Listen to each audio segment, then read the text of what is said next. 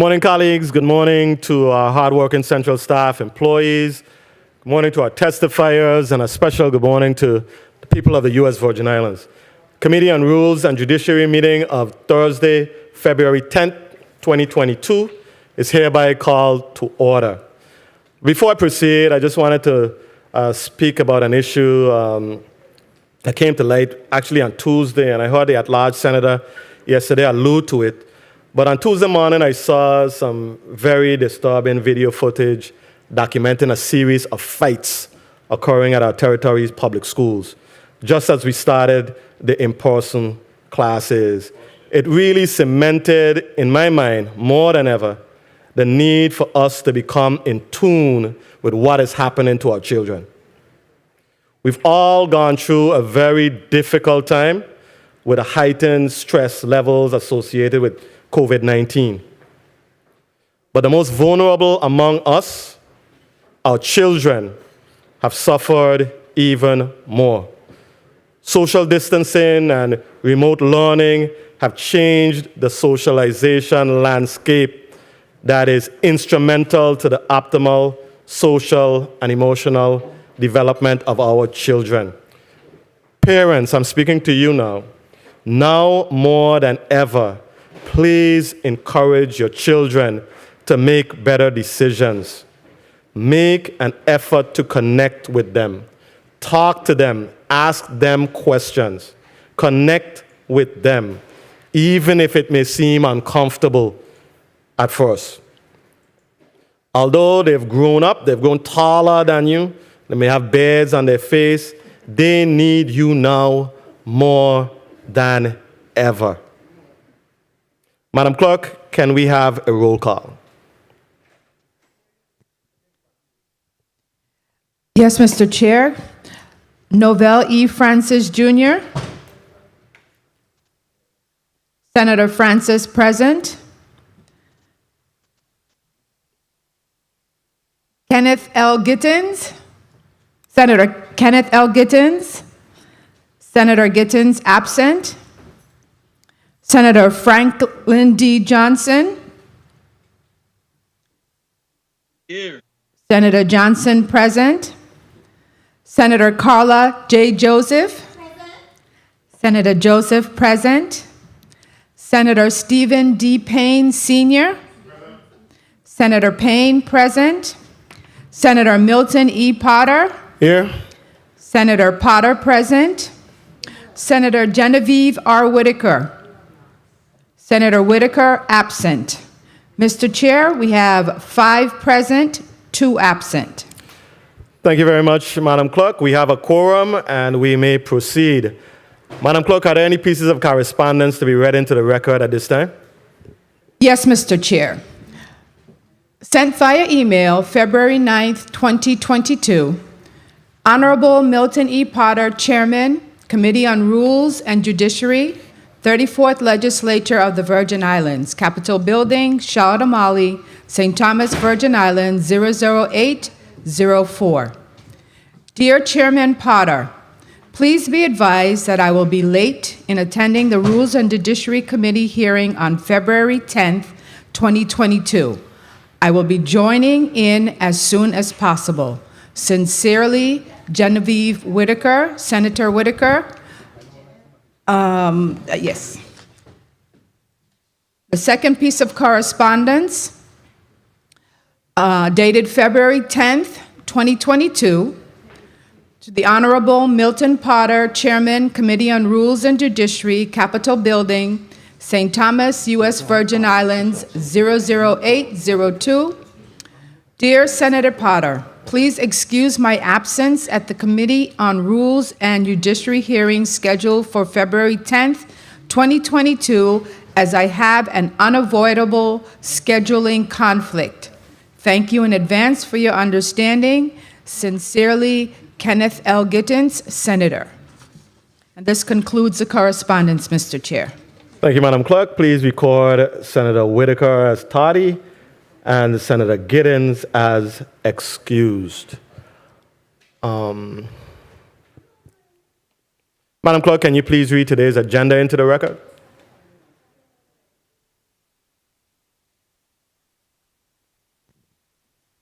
The agenda the Committee on Rules and Judiciary has scheduled a meeting for Thursday, February 10th, 2022 at 9:30 in the Earl B. Otley Legislative Hall on St. Thomas to consider the following.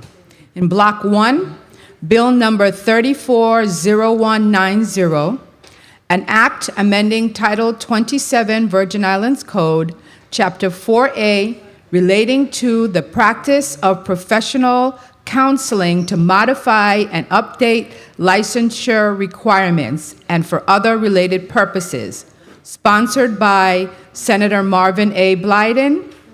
Invited testifiers, Richard Evangelista, Commissioner, Department of Licensing and Consumer Affairs, H. Natalie Hodge, Assistant Commissioner, Department of Licensing and Consumer Affairs, and Geraldine Vavalve, Esquire, General Counsel, Department of Licensing and Consumer Affairs, Dr. Vincentia Paul Constantine, Chairwoman, Board of Licensed Counselors and Examiners, Tamara Mohammed, Vice Chairwoman, Board of Licensed Counselors and Examiners.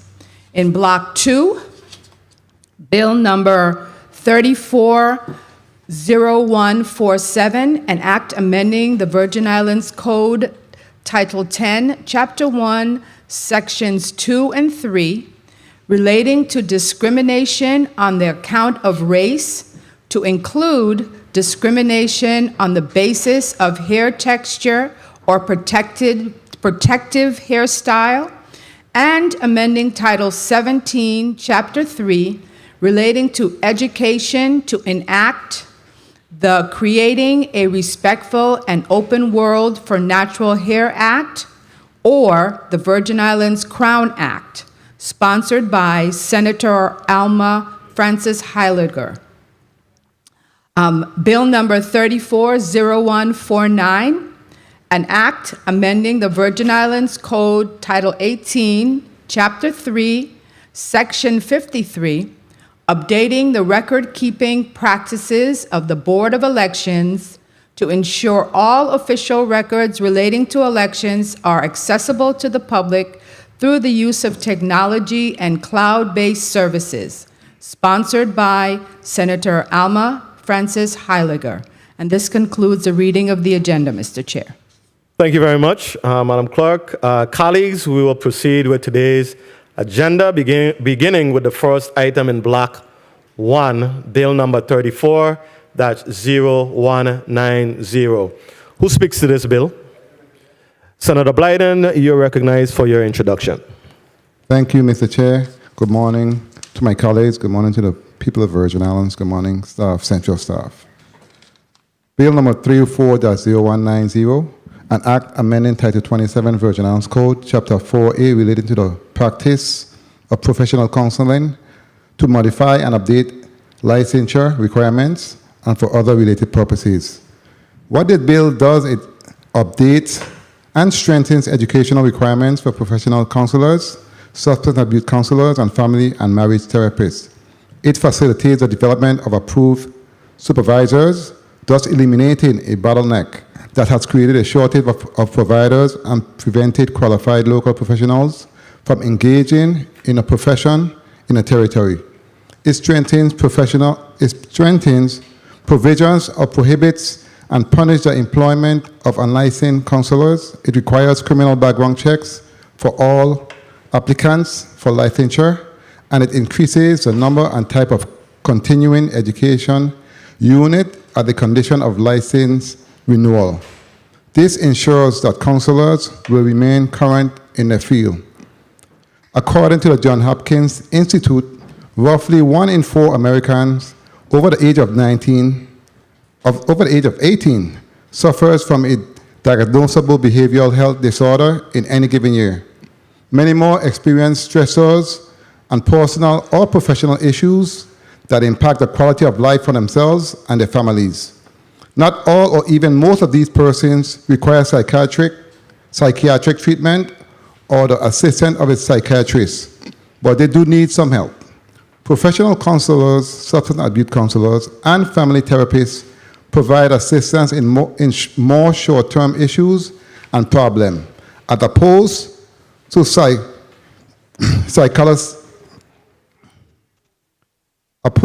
psychologists and psychiatrists who focus more on deep-seated and severe behavioral health disorders. Why this bill is important? This measure will create a path for licensure of more providers and approved supervisors in a territory, while strengthening educational requirements and the regulation of the profession in the territory. Under the current structure, the roadblocks of achieving licensure are such that nearly all licensed counselors in a territory achieve their licensure in other jurisdictions. This means that young Virgin Islanders returning to the territory after completing their training have no realistic pathway to participate in a territory unless they first gain the necessary experience abroad. This bill solves that problem. It is important to speak about the importance of training and licensing counselors locally because it speaks to the critical issue of cultural relevance. The Virgin Islands is American in nationality, but its culture is unmistakably Afro and Latino Caribbean. This means that counselors must be able to not just understand our accent, but understand who we are as a people and as a society. For those reasons, for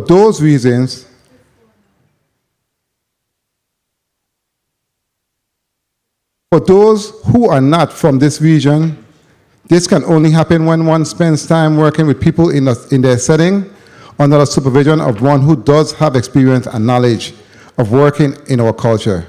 This bill makes that possible. The shortage of behavioral health providers has been a critical, important issue in the territory for a long time. Just yesterday, we received an update from the Department of Health regarding the status of a planned behavioral health facility. In that update, the Department of Health spoke of the need to hire more behavioral health providers due to the increased need for services. While this is critically important, we must also understand that it ensures that services are available on a regular basis before the issue develops into a crisis. That is where this bill comes in, and it serves as a critical part of the ongoing efforts. Over the last decade, the people of the Virgin Islands have experienced a series of economic, natural, and public health disasters that have vastly increased the stress levels of every single Virgin Islander. We have seen the closure of Avenza and the shrinking of the Virgin Islands economy by nearly 1/3. We have experienced two historical devastating hurricanes, less than 2 weeks apart, and we have continued to struggle through our pandemic that has claimed millions of lives throughout the world. As a result, the need for behavioral health services has increased drastically, but the number of providers have actually declined as the territory continues to lose professionals in all areas. This bill addresses this problem in two ways. First, it will facilitate the licensing of more professional counselors, thus increasing the pool of providers. And secondly, by enhancing the regulation of the profession and placing it in line with the highest standards, it paves the way for greater insurance coverage of professional counseling services, thus increasing affordability for our residents in need of care. It must be noted that the provision of this bill and of VA law regarding professional counselors do not affect pastors and spiritual leaders, as they do not provide counseling services for a fee, and school counselors whose certification to serve in the educational system is solely governed by the Board of Education by virtue of Title 17, Section 121 through 123 Virgin Islands Code. The behavioral health of our people is just as important as our physical health, and I have always championed making service more available to our people. It is for this reason that I, along with former Senator Sanis, sponsored Act number 7827, enacted in 2016, which properly regulated the counseling in the territory for the first time. Today, I am pleased to help continue that process by updating the Counselor Practice Act. It will increase standards and improve regulation of the profession, and it will make counseling service more available for the average Virgin Islander, particularly as we continue to grapple with these stressful times. I therefore ask my colleagues to support me in sponsoring Bill number 34.0190, and I believe Senator Francis also did sign on as the sponsor, and I want to thank him for signing on. And as you stated, Mr. Chair, the disturbing videos of our students, I mean, they are going through a lot. Many of them have not been in school for some time now, and now more than ever, they also desperately need counseling, and we know we have a shortage. So this bill will go a long way to help in both of those situations. Thank you so much, Mr. Chair, for the time. Thank you very much, Senator Blyden. Colleagues, we have a number of testifiers from the Department of Licensing and Consumer Affairs, as well as the Board of Licensed Counselors and Examiners here with us today. I don't believe Commissioner Evangelista is here, but I think Assistant Commissioner Natalie Hodge may be sitting in his stead. Testifiers, good morning to you. Welcome. Before we proceed with your testimony, we will do our customary mic check. And just tell us your name and what you do, and then we'll proceed with your testimony. So we'll start with Assistant Commissioner Hodge. Just state your name and what you do. Good morning. Can you hear me? We're hearing you clearly. Good. Natalie Hodge, Assistant Commissioner of Department of Licensing and Consumer Affairs and Administrator for the board. I am here on behalf of Commissioner Richard T. Evangelista. Morning and welcome, Assistant Commissioner Hodge. Geraldine Vaval, Esquire. Good morning, Geraldine Vaval, General Counsel, DLCA. Thank you. We're hearing you loud and clear. Welcome, Attorney Vaval. Dr. Vincentia Paul Constantin.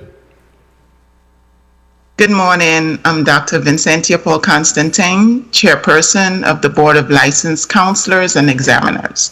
Thank you. Welcome. We're hearing you clearly. Tamara Mohammed. Good morning, Tamar Mohammed, Vice Chair of the Virgin Islands Board of Licensed Counselors and Examiners. Thank you. We're hearing you clearly.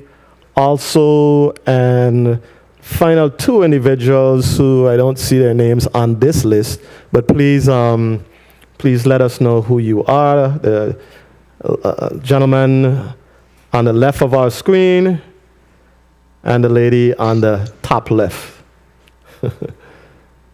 Hi, good morning. Curtis Callender, Secretary for the Virgin Islands Board of Licensed Counselors and Examiners. Morning and welcome, Mr. Callender. Good morning. This is Patricia Towell.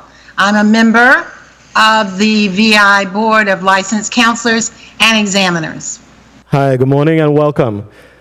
Testifiers, we'll begin with your testimony. Before you begin, please just announce who you are. Tell us your name, just for the reporter. Reporter gave us specific instruction that every time you speak, just tell us who you are. Okay, so we'll begin with you, Assistant Commissioner Hodge. You can proceed with your testimony. Hi, Natalie Hodge, Assistant Commissioner for DLCA.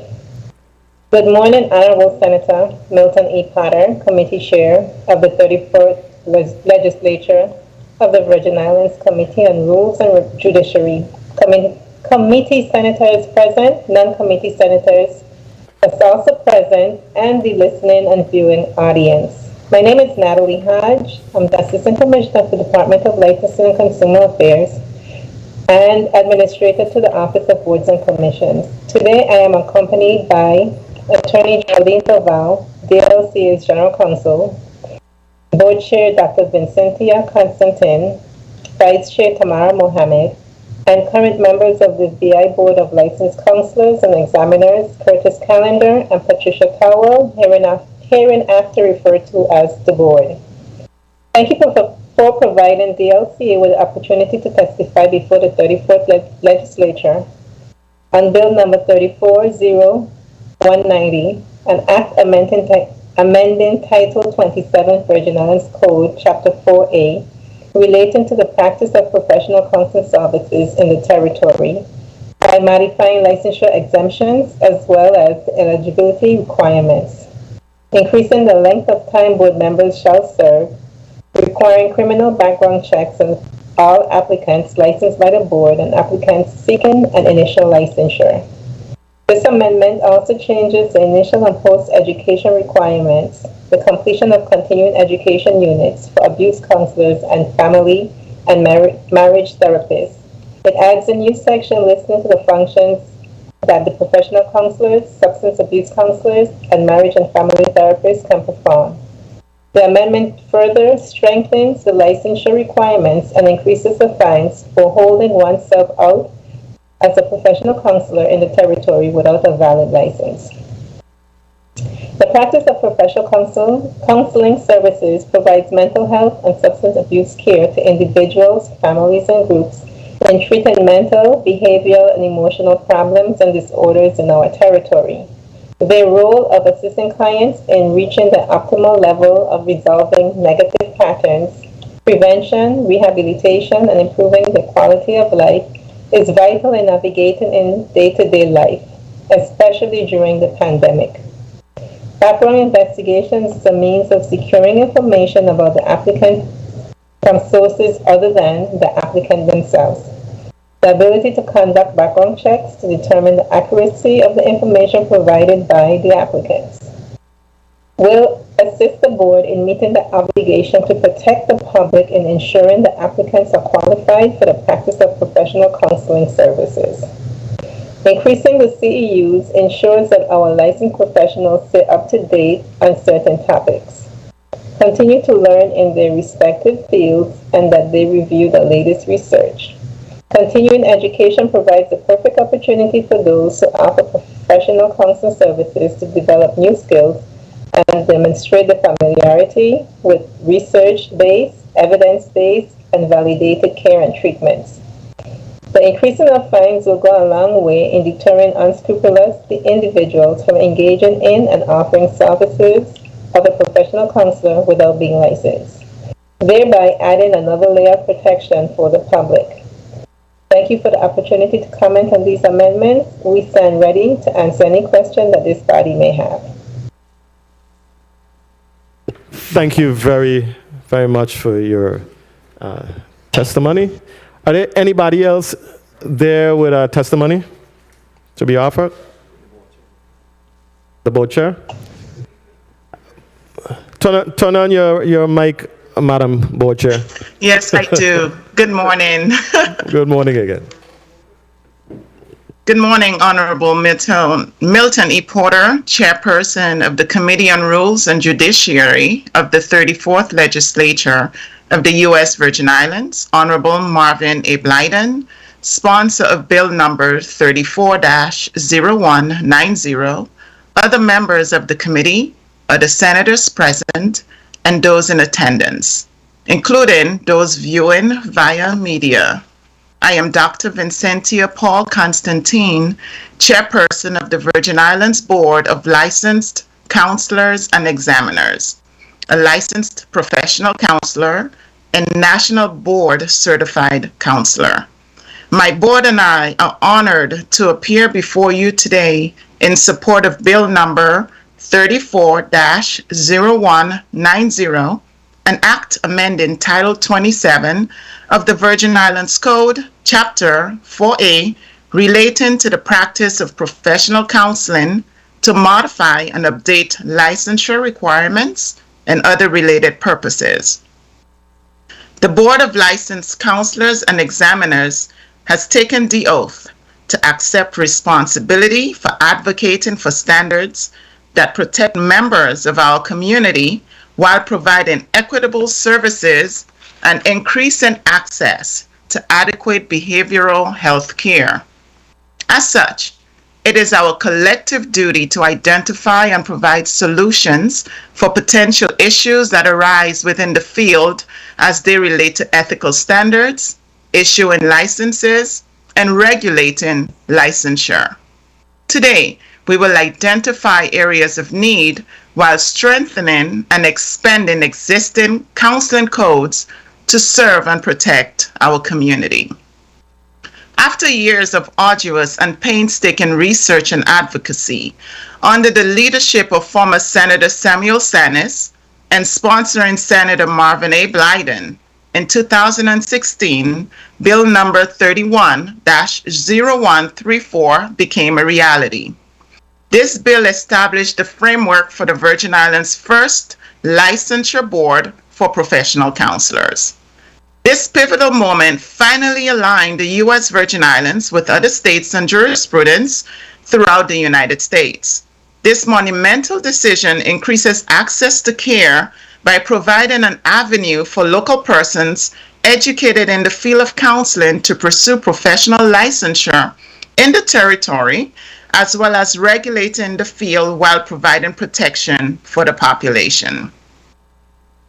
Although these measures are not noteworthy, the most important aspect of this board is to address and provide services to the ever-expanding mental health crisis and to respond now to this ongoing health and mental health pandemic.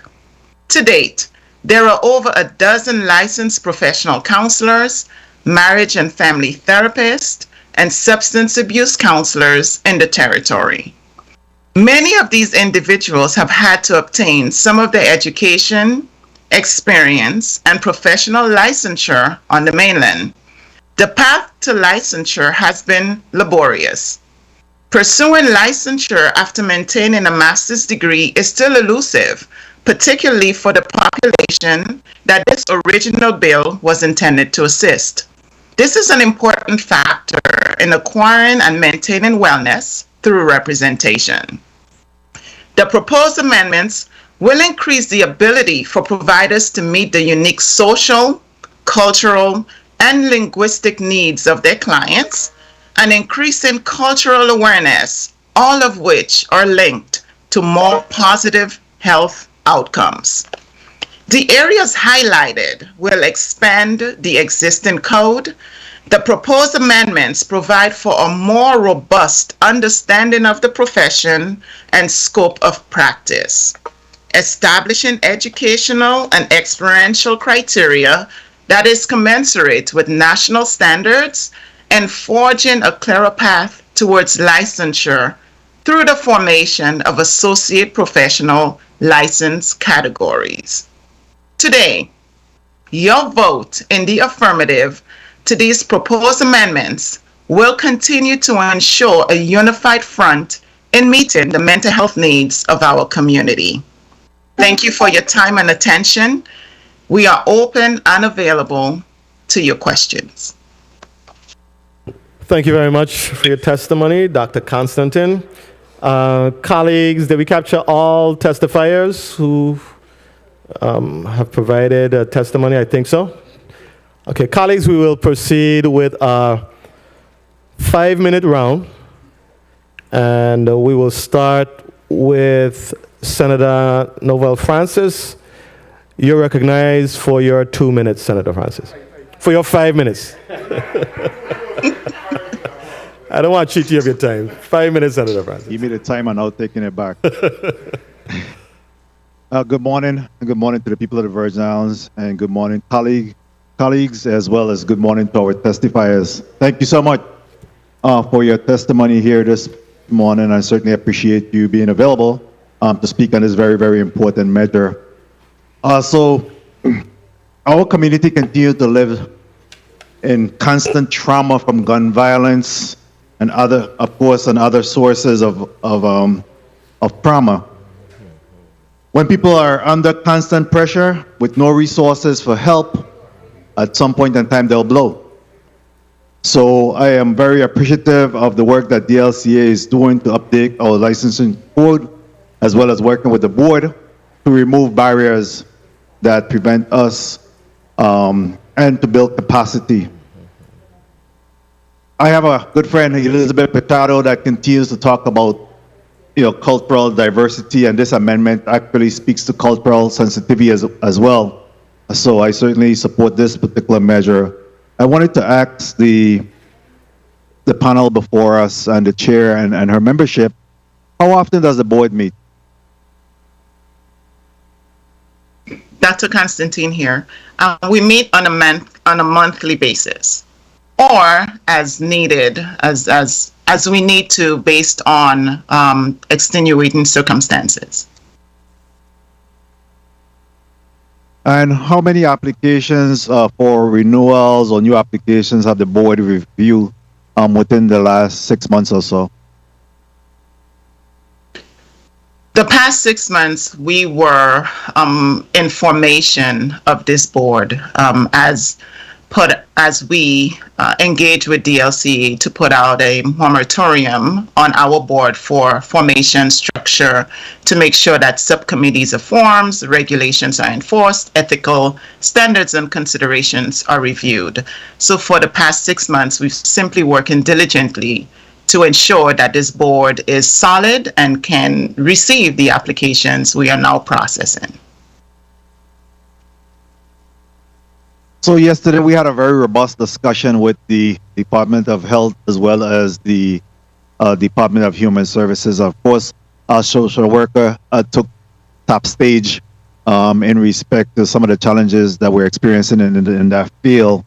But I wanted to find out from you, what are you seeing as some of the barriers? What are some of the challenges that we're up against in being able to attract individuals to this field? Senator, allow me to correct my previous response. We started issuing licenses again last month after our short stint in formation. To answer the question, and then I'll allow my board members to respond. As it pertains to violence in the community, was that the question? Well, actually, the question was in regards to attracting individuals to this field. What are you seeing as some of the barriers or challenges that, again, based on the conversation that we're having yesterday in respect to social workers and the like, there seem to be a limited interest in this field? Or I'd like to hear from you, what are you seeing from your perspective as some of the barriers? On the local front, I've had the distinct pleasure of working in the state of Georgia and also in the Virgin Islands.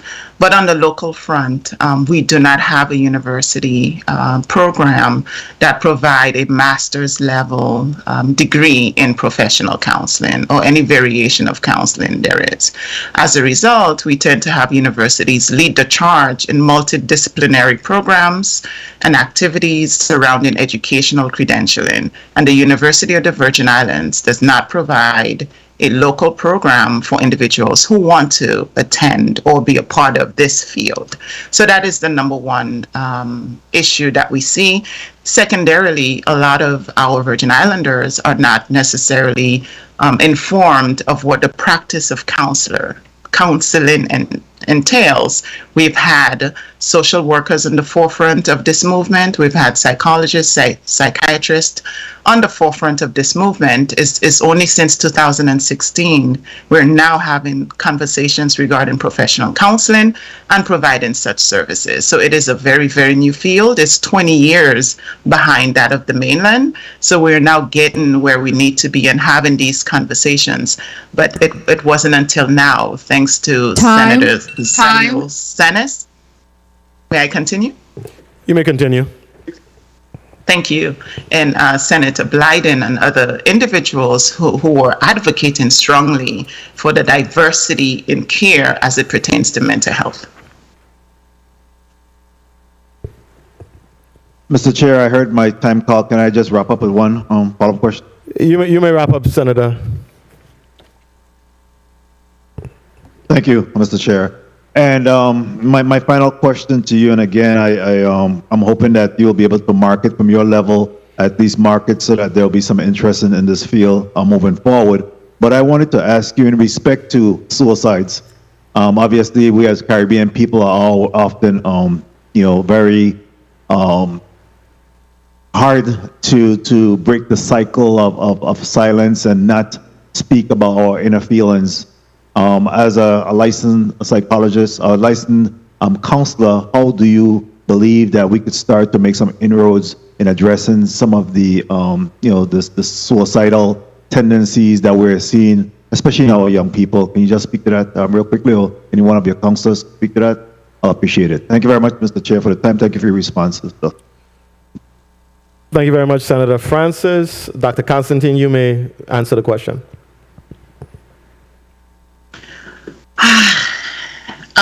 As Caribbean people, we have such a religious underpinning and some associations of guilt regarding suicide, because that's what we were taught, right? We grew up in the church, and we know taking our lives is simply not something we tend to consider on the forefront and even talk about it. So as it pertains to that doesn't mean we are not having active suicide ideation. It doesn't mean we don't think about it. We may not vocalize it. That doesn't mean we don't think or we don't consider what it means to simply end the pain. Most people think about suicide as individuals who simply just want to die. That's not the case. Suicide ideologies and tendencies and ideation have to do with simply ending the pain. I want the pain to stop, and by any means necessary, I'm going to have this pain stop. I was just having a conversation with my vice chair this morning about a 6-year-old who attempted suicide. So based on our experiences, the population is getting younger and younger based on exposure and the pandemic and other variables in the homes as we have no control over. But that it's no difference for us. It simply means that we are not comfortable as Caribbean folks in expressing suicide ideation. Thank you very much. That's alarming. 6 years old. I was listening to the news recently. I think it was CNN, and they highlighted a former Miss America or Miss USA who just had everything going for her, seemingly, at least from what we could see visually, and she jumped on top, from a 20-story building in New York City and killed herself. So that's a powerful thing. I believe that we definitely have to pay attention to the emotional and psychological needs of our people, and particularly our young people. Senator Payne, you're recognized for your 5 minutes. Good morning, Mr. Chair. Thank you so very much for graciously extending the 7 minutes to the at-large senator. Truly appreciate it. Good morning, testifiers. Good morning to listening viewing audience. The chair stated earlier, I made reference yesterday to some videos that were sent to my phone, about 10 videos of our school children engaging in fights that were actually, it didn't look like just fight, it looked like fits of rage. Almost like if they had machetes and stuff, they'd have been chopping off each other's head and actually trying to kill each other. There wasn't a fight, just a dispute, I don't like you, and we just having a fight. These were like fits of rage. So I was wondering why the Department of Education didn't host workshops when school initially started, smaller groups, and have professionals come into the schools and speak to the children in smaller groups, asking them, how are you feeling, what did you experience over the pandemic, where's your mindset, as a means of getting them reacclimated back to being in a school setting. Being confined for anyone, it's not the easiest thing to just, it's almost like you have someone in prison and want you just release them and expect them to just act like a model citizen the first day they come from prison. They need time to adjust. And our kids needed time, our children needed time to readjust back to how it, back into the function of actually attending school, back into that routine of being around children from other neighborhoods. Because if you follow social media, if you track them, you see that over this the pandemic, that's all they had time to do, is beef and feud with each other intensely via social media. Ms. Hodge, Assistant Commissioner Hodge, good morning. Bill number 34, that's U152, is being considered in part to overcome the inability to find members to serve on individual boards. What's your take on why it has been so difficult to secure Virgin Islanders to serve on these boards? Good morning, Senator. Natalie Hodge from the LCA. My experience in speaking to members or individuals when vetting them to serve on the board is coming before the Senate. Prefer not to be, one to get hung on. So they have that contention about coming before the Senate. In other trades, it's just time, I guess, lack of time. I just can't get, I myself personally call licensed individuals and vet them and ask them, to serve on the board, and I just can't get favorable feedback. 2 minutes. Okay, please let, when you're doing recruitment and stuff for people to be on the board, let them know that not knocking anybody, not talking about any of our predecessors or anything, but let them know if they come before the 34th, they'll be treated with the utmost respect and treated as the consummate professionals that they are. So tell them there's no need to be afraid to come before this body. You reference in your testimony that this bill increases the fines for holding oneself out as a professional counselor in order to practice in the territory without a valid license. Have there been incidents in the territory where pastors who market themselves as professional counselors who have been promoting themselves as such? And what has been done in addition to fines? Were there any criminal charges levied against anyone? Senator, I wouldn't say so much as imposters, but we have experience, and I will just answer quickly and then defer to the board. But we've had experience where individuals, they're in the territory and they are operating. They may be licensed in another jurisdiction, but they just haven't come through the board and become licensed in the territory to perform. So we have come upon 1 or 2 individuals doing so, and I won't necessarily call them imposters. Do you currently have enough staff and resources to perform the background investigations necessary to vet applicants who are applying to get or renew a license for professional counseling services?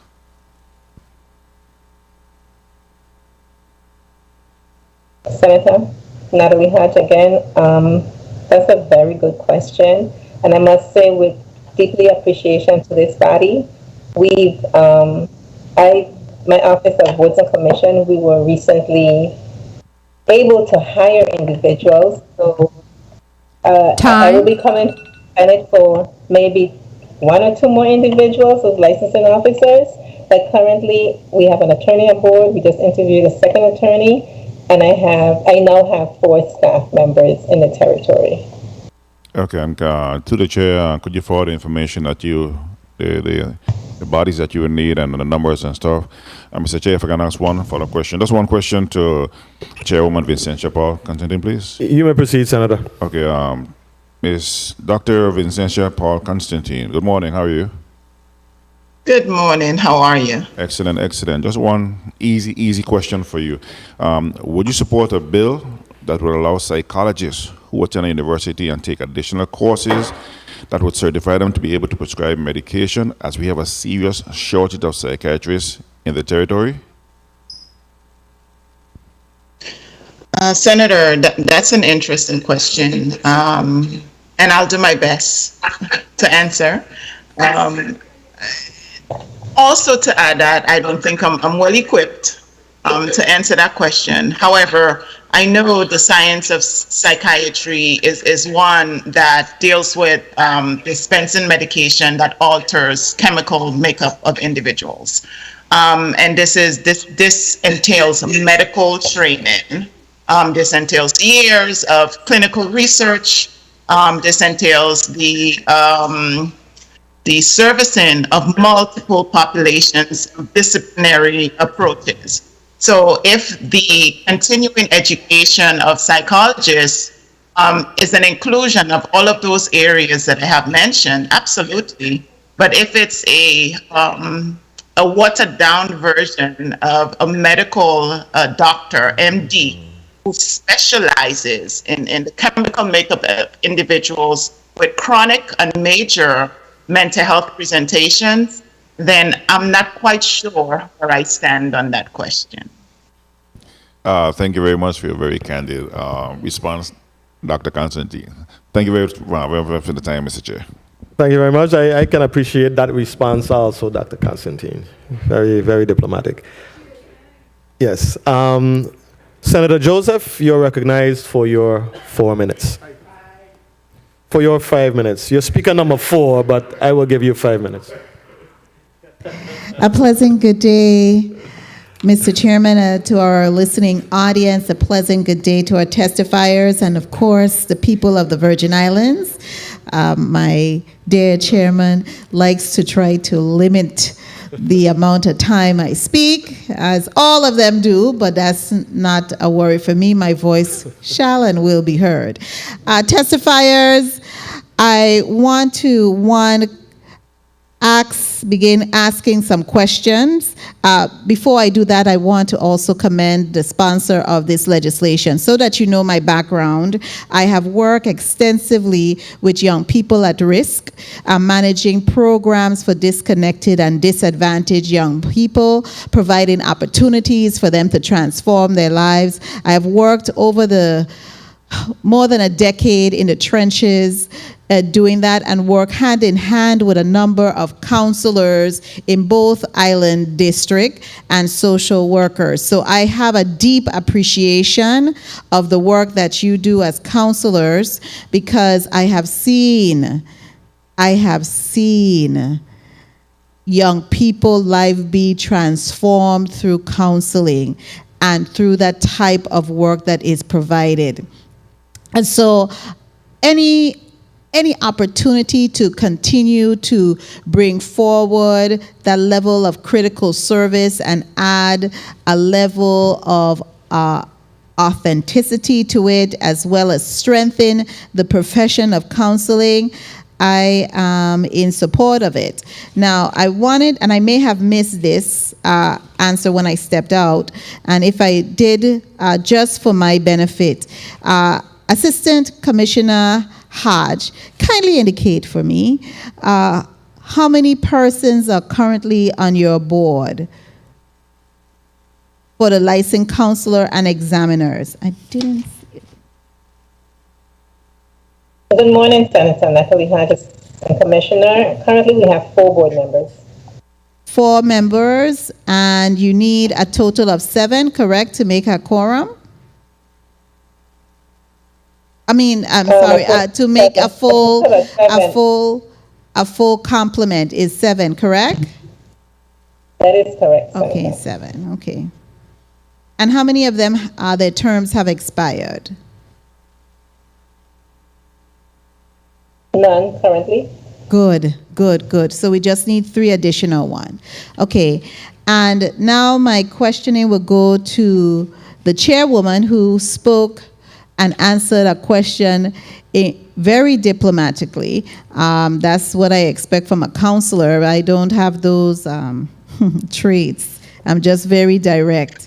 I wanted to ask you relative 2 minutes. to your ability to ensure that you carry out, in particular, because I did a quick review of the bill, in particular, subsection or section 209, which requires you to have a minimum. The persons will have to be able to have to be supervised under the supervision of a board-approved supervisor and a minimum of 100 hours of clinical supervision. Do we have sufficient places for them to, those candidates for counseling licensure, to have this requirement? And I will say this because I recall vividly my relationship when I worked managing the program as Youth Build, that we would actually have young people or graduates come to the facility to actually work with our counselor, who at the time she was a licensed counselor, and she also was a licensed social worker. So let me ask you if that is, do we have sufficient places? Do we have sufficient licensed counselors to provide this aspect of what this bill is speaking to now, would speak to now? Dr. Constantine. Good morning, Senator. Dr. Constantine here. I think the question is not a matter of places, but is a matter of persons. We do have several places throughout the territory. The place is not the issue had, is the persons.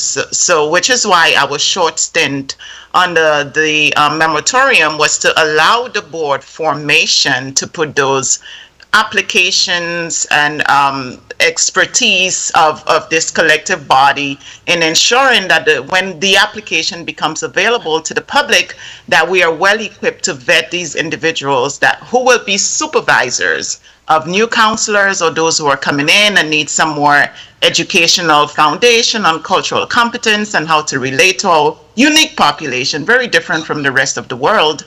So it's not a matter of places, it's a matter of persons. Okay, so do we have sufficient persons? This is why we are here. Okay. We are here to explain that, yes, we have recently licensed 20 plus individuals, and we are now in the process of making these applications available. Okay, great.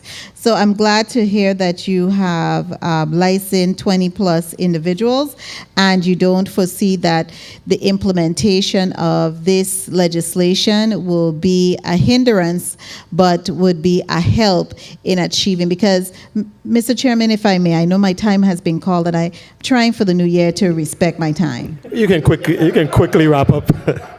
You can quickly wrap up, Senator. I'm happy that brings a lot of joy to all my colleagues.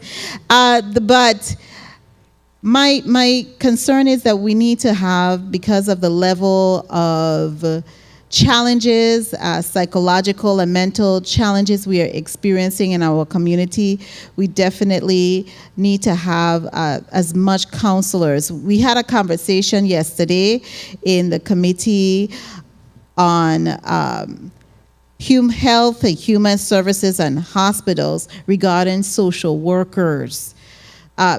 Social workers and counselors work hand in hand to provide needed services to transform the lives of individuals. And so I definitely, at the appropriate time, Mr. Chairman, will be casting my vote accordingly. Thank you kindly, Mr. Chairman, for the leeway.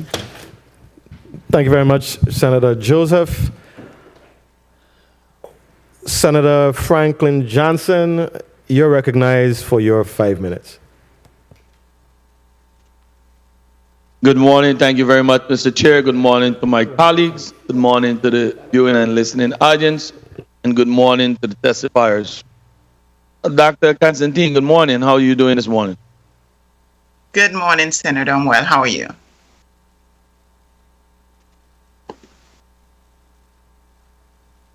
I'd like to start my question to Dr. Constantine. What is the current composition of the board in terms of profession?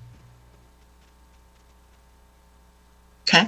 I'm a licensed professional counselor, also board certified, the chairperson. With me, I have Mrs. Tamara Mohammed, who's also a licensed professional counselor. And I believe Ms. Mohammed is licensed in just all about 50 states at this point. I have Mrs. Towell, who's also a licensed professional counselor and the director of counseling services at the University of the Virgin Islands. And I have Mr. Curtis Callender, our secretary, who's our first substance licensed counselor in the territory and also a licensed professional counselor. Thank you. And does the board conduct outreach to grow this profession at this time? Yes.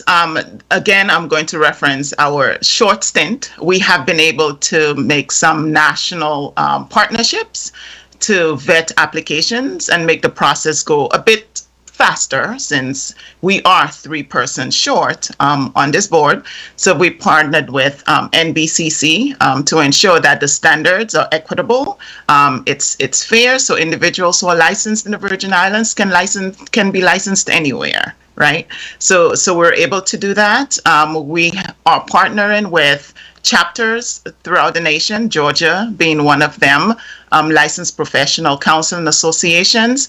My chairperson and I, we have a meeting tomorrow to start a local chapter for American Health Counseling Association in the territory. So we are having conversation regarding a compact bill, which we understand some of the stipulations around that for our population and its unique presentations. But we have been working in our infancy stage. We've been working diligently to put some respect on this profession. You know, mental health can affect anyone, up to even those who providing it. Does the health practitioners have a monitor program for your colleagues to make sure that they too are getting help? Our governing code, American Counseling Association, actually demands that professional counselors themselves seek supervision. I have 2 because I'm quite unique. So I need more than 1 person to help ground and stabilize me based on the work that I do. We engage in ongoing self-care, or we should engage in ongoing self-care. One of our issues as counselors is we give so much sometimes that we forget that we are, the reason why we're able to do this work is we have to, of course, pour into ourselves. So hence why we have a code to continue to encourage us to take care of ourselves. But we're not immune to the issues like everyone else. We're not exempt from mental health presentations, and life doesn't give us an exemption because we're counselors. So as it pertains to a redemptive program, we are having discussion about what that looks like for professional counselors, but we are not there yet. Thank you. I'm really interested in that, and I hope that you guys could cross that bridge. In your experience, what are some of the issues most of our young children in this community is having? Do you bring it back to substance abuse that creates a lot of these problems? When I say substance, different drugs, right? Marijuana, whatever drugs, have you come to that basis of what's most of the problems that they're encountering that creates these problems with them, experiencing this mental challenge at this young age? May I pass this question on to our substance license counselor, Senator? Please.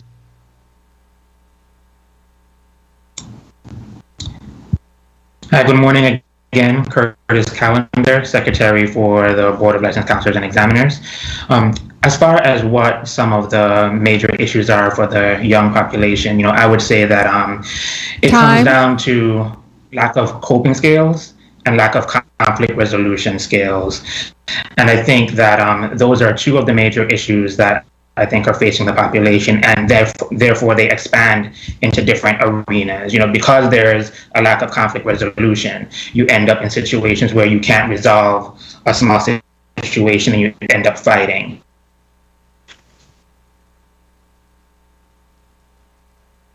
Chair, if I may wrap up with a question. Because the first thing to do is you look into,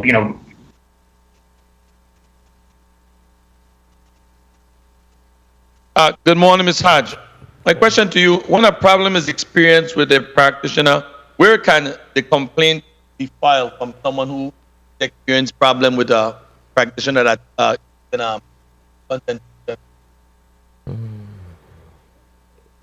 Good morning, Senator Natalie Hodge. A complaint may be filed online at our website at www.dlca.vi.gov or email. You can email me directly. Upon receipt, I forward the complaint to the board. And have you guys been receiving numerous complaints lately? Any complaint, really? Any complaint not just pertaining to this board?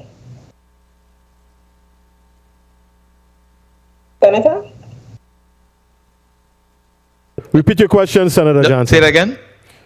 Repeat your question. Did you ask any complaint, not just pertaining to the board, or any and all complaints to My the question was, agency? have you guys receiving complaints from, clients that are complaining about the practitioner not providing proper service or issues with the practitioner providing that consultation?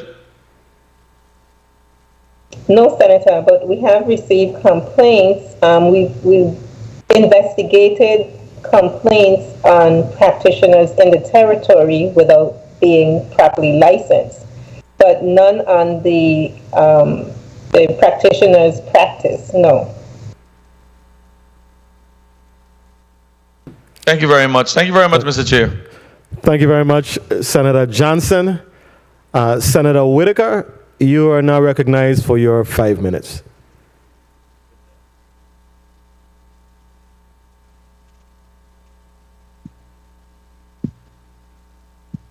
Good morning, Chairman. Good to my colleagues. Good morning to people of the Islands. Good morning to the test. Thank you. And I want to, well, first off, I want to start off just by just thanking our counselors. It's been as we know, right now, pandemic going on, that we know the importance of this profession, but also do join in commending the bill sponsor. What I want to dive into is twofold. One is first to Assistant Commissioner Natalie Hod. Really and truly, I wanted to kind of get the sense of what working relationship and connection does like the LCA have with the counselors within the school system. What levels of both communication as we work to support what counseling in the schools themselves. Good morning, Senator. Counselors within the school system, DLCA itself, we haven't had any communication with them unless they're here to obtain a license.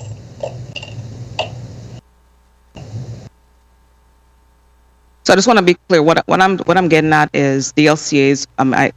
Not just the structure of them, of licensed school counselors being licensed and going through that process. There's a facilitation that the LCA should be engaging in, whereby you are also developing communication around about policies and procedures with respect to that, and just keeping up to date and working with them. I think that needs to raise. Right now, I do have a constituent that had a concern. I don't want to bring up during this hearing, but I do know of a real situation between the Department of Education and how, in at least one instance that I'm aware of, where the person was given a title, and then the issue was coming up with the license and things of that nature. So there's some real issues, and outside of just being the entity that is licensing, there comes with communication and outreach to the counseling, and that has to step up. DLCA is not doing that. I want to now turn over to now the matter of to Dr. Constantine. How I want to get into the counseling areas. There are a lot named in the bill. Are you also within counseling? Has there also been? Let's put it out there. In terms of, do you understand when I say naturopath? When I talk about naturopathic health, maybe energy work around counseling. Is that something new to you or foreign, or are you familiar with that area of practice?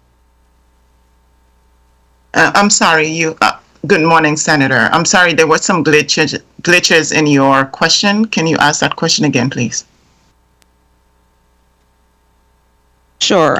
When it comes to naturopathic care and counseling, have you done any work in that area in terms of naturopathy and counseling? I haven't personally. However, these individuals are referred to as spiritual counselors. They deal with grounding, earth-related sciences, yoga, meditation, that type of thing. But personally, no, I haven't dabbled in that area, no. Yes, it wasn't a personal question, because here we are dealing with legislation whereby we have different areas of counseling.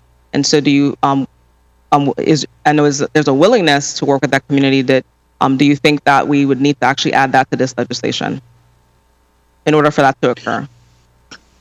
So the field of counseling has 1 minute. foundational areas, licensed professional counselors, substance abuse counselors, family and marriage therapists. Everything else is an extension of those areas. So individuals who are licensed in one of these areas can certainly add what we refer to as certifications to expand the experience and the expertise.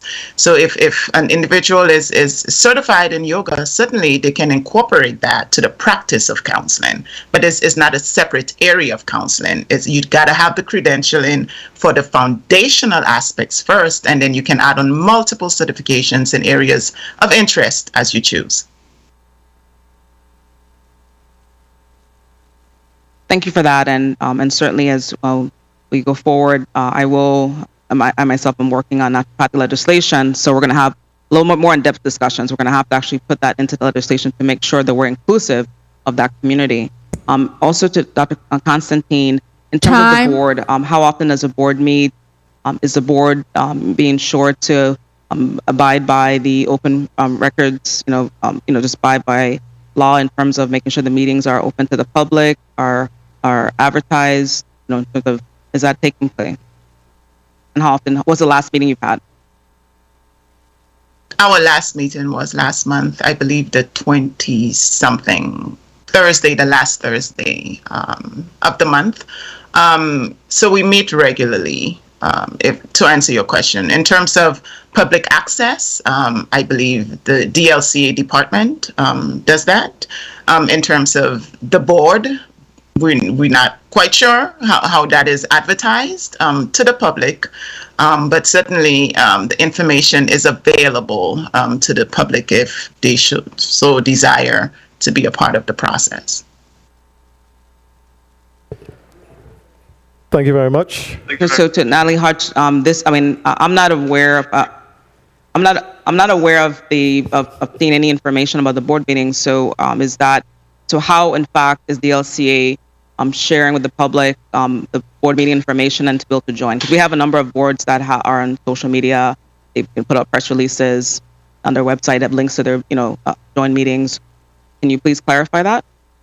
How in fact the public is aware of these meetings? Senator Whitaker, your time is called, but I'm going to let the testifier just answer the question on the chair's time. Oh, sure. Okay. That was my last question. Okay.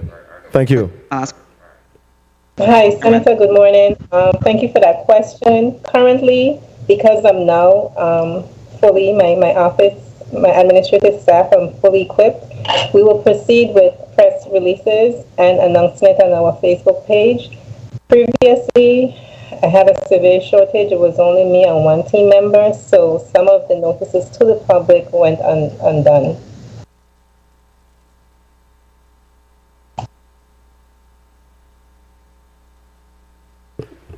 Thank you very much for your response.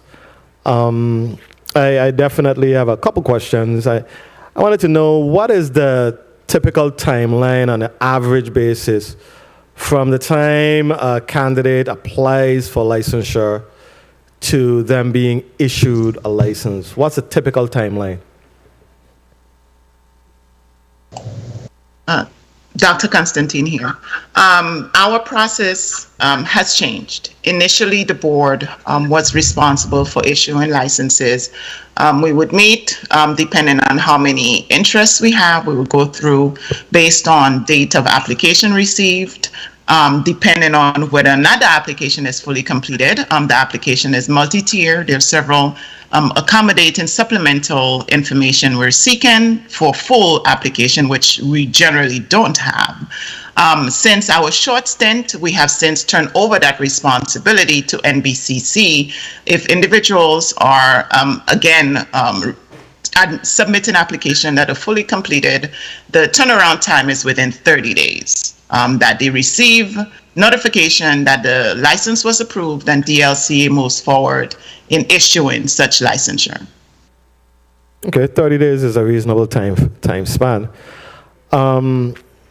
In terms of, I think you mentioned earlier that in the past, most of the counselors were coming from other jurisdictions, and it was you were challenged based on the structure of the code. You were challenged of finding local counselors.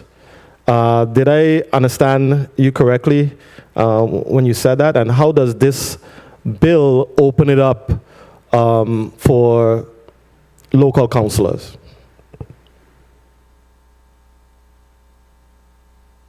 Senator, may I move this question over to my vice chair? Yes, you may. Thank you. Good morning, Senator Tamara Mohammed here. The entire set of amendments that we've submitted actually is in support of and provides a framework for local counselors to be able to pursue licensure. From the very beginning of creating a provisional license category for locally educated individuals to begin obtaining the experiential requirements, the clinical hours and supervision that they need, appointing who can be an approved supervisor, and allowing for 2 tracks for the designation so that local individuals who have been practicing in the field can qualify to be an approved supervisor, as well as expansion on the requirements in terms of the hours that they accrue and what examinations they would need to take. So altogether, what we did was provided a framework for the people that have been practicing, that are qualified, and that have the educational qualifications to be able to begin the track towards independent licensure. So as a whole, altogether, we've provided the path towards licensure from obtaining your degree up to actual independent licensure and seeing clients on your own. So is there a pathway towards licensure that does not involve taking and passing a national exam? At this point, currently, there is not. Okay. The national standard is to be able to demonstrate the competencies in specific areas, which we can only verify through the passing of an examination such as the NCMHCE, the NCE, and the other associated examinations for marriage and family therapists and substance abuse counselors. What are the restrictions? And you mentioned provisional licensure. What are the restrictions or limitations as to what a candidate who was issued provisional licensure can do versus someone who is fully licensed? Well, someone that would have a provisional license would be, for example, an associate professional counselor. They would be able to work directly with clients under the supervision of a board-approved supervisor, meaning they would meet regularly with their supervisor to discuss cases, to get support, clarification, as well as work on professional development. What it means is they sort of work hand in hand with someone that's experienced in the field to be able to guide them to best support their clients and take all of the academic knowledge that they have gotten and some experience during their master's education and put it into practice with the public. Excellent. What is the fundamental difference between a licensed clinical social worker and a licensed professional counselor? What do they do? Well, I know. What does one do versus the other? So I know the designations are a little bit different when we talk stateside versus in the territory. I believe for clinical practice, it's the LCISW, and there is actually no difference. While the positioning of their education and the perspective that they use in supporting the public are a little bit different. Social workers are geared towards creating social change and addressing barriers within systems. They still have the same clinical background, expertise, training, and education that we do. Okay. With respect to insurance coverage, so I guess via Equicare, the licensed counselors, are they a part of the network so that individuals with government insurance, for example, can solicit the services of a licensed professional counselor, and they would be able to utilize their insurance card. As far as I know at this time, yes, licensed professional counselors, marriage and family therapists, and substance abuse counselors. I may not be sure about the substance abuse counselor piece, but the licensed marriage and family therapists and professional counselors, as far as I know, can credential through VI Equicare to provide services utilizing insurance benefits for their clients. Okay. My final question, and I wasn't able to trip you up at all with any of my questions, and that's a great sign. Somebody mentioned self-care, and I know my wife is a licensed clinical social worker, and I know that self-care is something I hear her talk about, and I think it's probably a weakness in the profession because you keep going and provide services for everybody else, but at some point you're drained.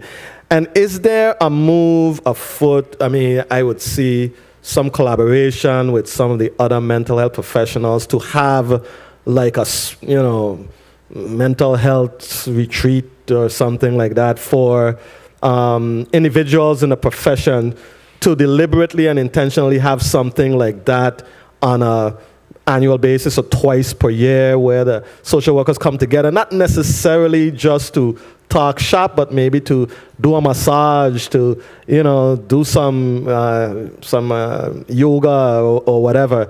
Is that something that you would be that would make sense for you to collaborate with some of the other mental health professionals to do something like that twice a year?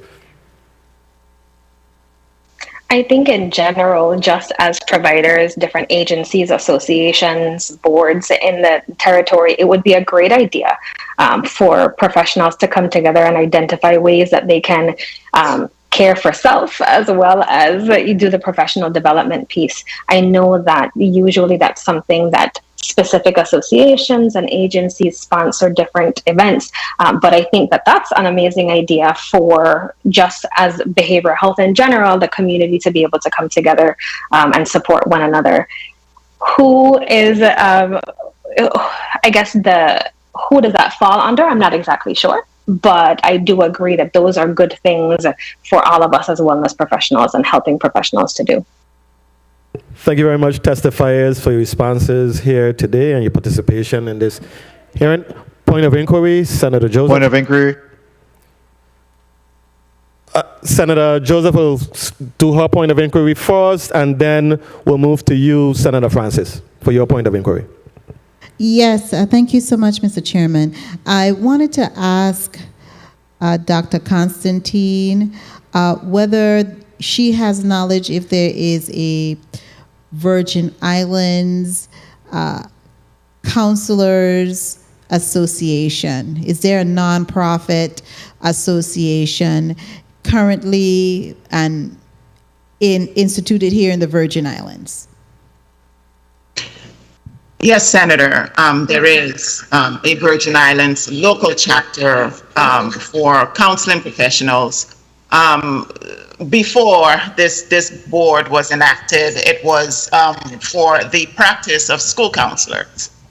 So we have been in communication for a larger representation of licensed professional counselors to be a part of that board. But prior to that, as we said earlier, the practice of counseling, and that is very new to the territory. However, social workers have been on the scene, on the pathway of having these conversations regarding the profession of counseling. So yes, there is a local chapter. Thank you so much. Thank you very much, Senator Joseph. Senator Francis, you're recognized for your point of inquiry. Thank you very much, Mr. Chair. Just quickly, Dr. Constantine, what advice would you give to someone that may be on the fence about going into this profession? Sell your profession at this time for interested individuals. I mean, we are constantly doing recruitment, and I know a number of people watch these programs, watch these hearings. Can you speak to what would you advise them on in regards to your profession? Very good question, Senator. I don't think this is a profession we choose. This is a profession that chooses us. It is a very emotionally draining, in the same moment, uplifting, rewarding, but it demands that we take care of our own issues first before we can be present in somebody else's issue. If I am forever bombarded with all of my unresolved childhood traumas, my failed relationships, societal ills, my issues and how I am received in the community and how I present myself, I am no use to the client across from me, to the groups that I lead, to the organization that I run. So while therapy or having a therapist is the end thing now all over social media, I have a therapist, hashtag I have a therapist, it does not include the toll, the emotional toll that this profession can have on someone who's not quite ready to understand what it means to hold somebody, stuff, their life, that they look to you for the air that they breathe until the next session. You are so powerful in the movement of change in somebody's life. A child who's been violated for years, sex trafficking clients, ongoing poverty, gun violence, you name it, we do it. We are on the forefront for police officers, firefighters, senators, psychiatrists, lawyers, attorneys, judges, teachers. We are the glue that keeps this community and many communities together. So as cliche as it is today, have a therapist. It is, can this therapist hold space for the people that they treat? Thank you very much for that. I guess I'll move on to the next profession, and I can't consider this one. But but seriously, so what do you do to decompress? I guess that leads me to my question to you. What do individuals in your capacity do for decompression?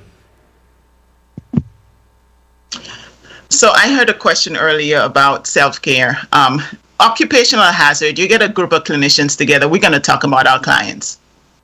We're going to talk about what works, what didn't work, how I felt, how I didn't feel, did I cry, didn't I cry?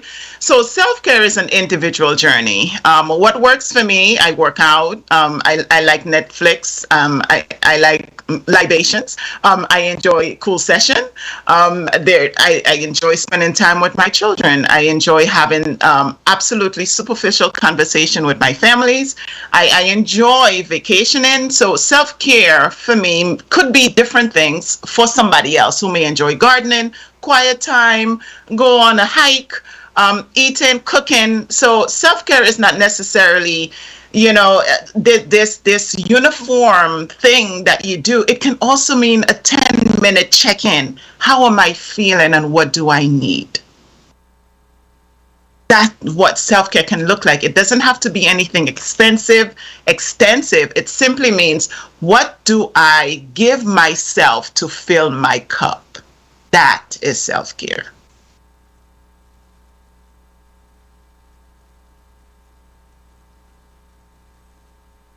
Thank you very much for your response, Senator Francis. You want to close out with something? That final statement was profound. I think it wrapped it up well. Senator Francis, you can proceed.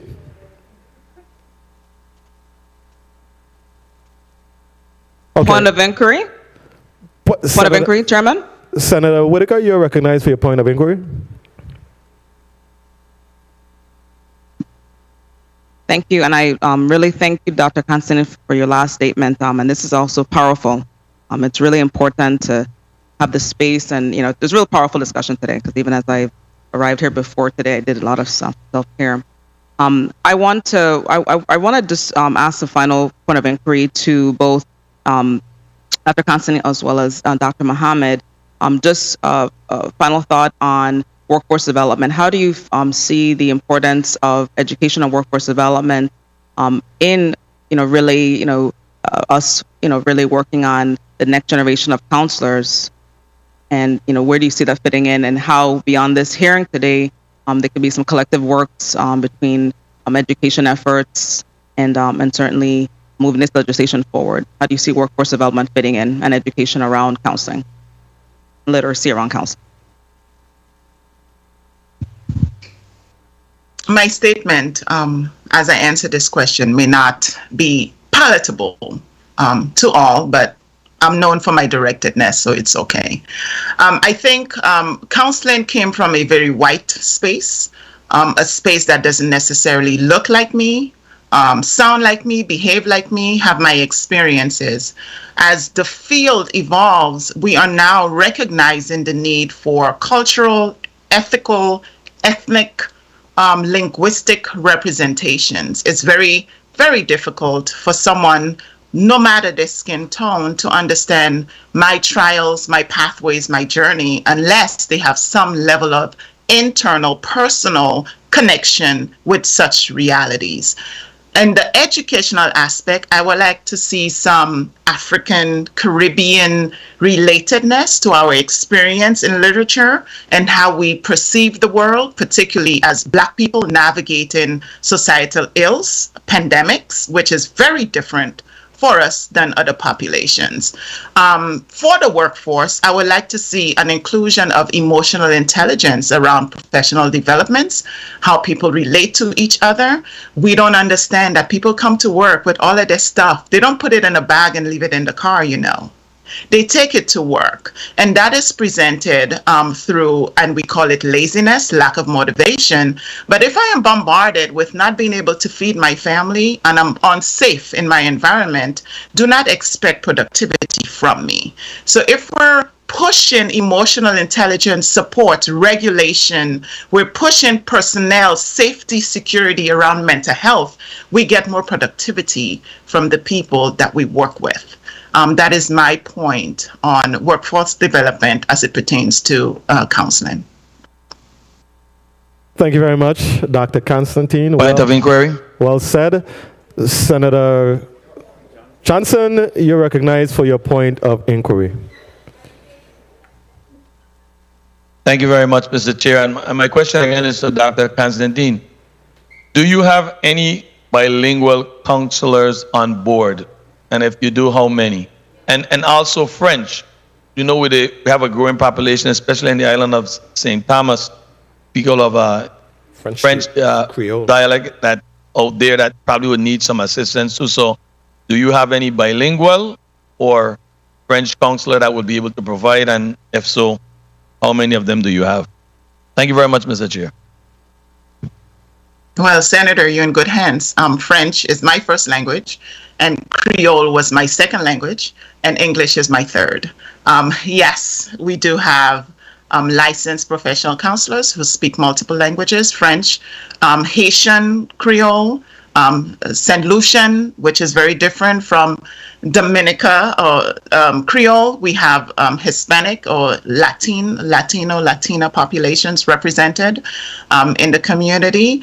And while we're thinking the standard language, we also have folks who can relate with Ebonics, which is powerful which is powerful in the space. Yesterday, I had a client, and throughout the session, she kept hitting her head like this, and I said, girl, you can just take it off. Just take it off so we can connect with each other. That simple statement in the therapeutic space allow her to be herself. So it's not simply the standard language that we communicate with our clients. It's can we reach them on the language in which they speak?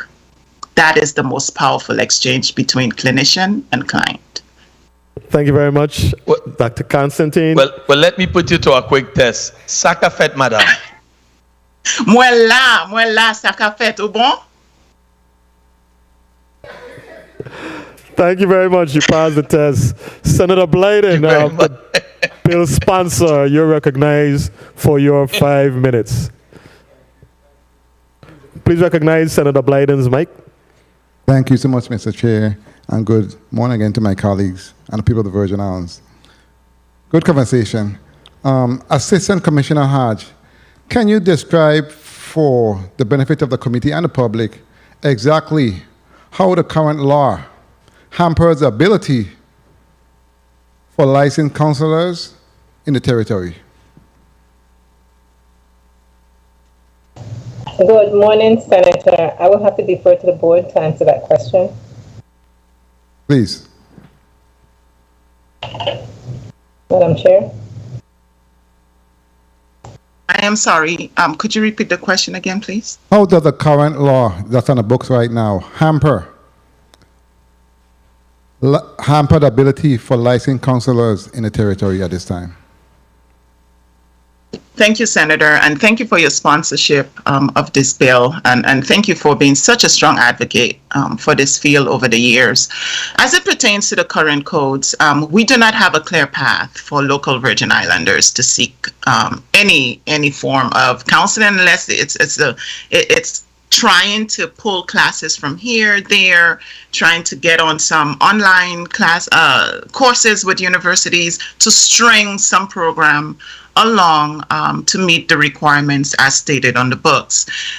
Developing categories of associate professional counseling would allow us to help to ensure that these people are on the path of clinical supervision hours by identifying clinical supervisors, licensure, and ensuring that these licenses are available to Virgin Islanders. And absolutely, we need to petition the University of the Virgin Islands to create programs, master level programs for folks who would like to enter this profession.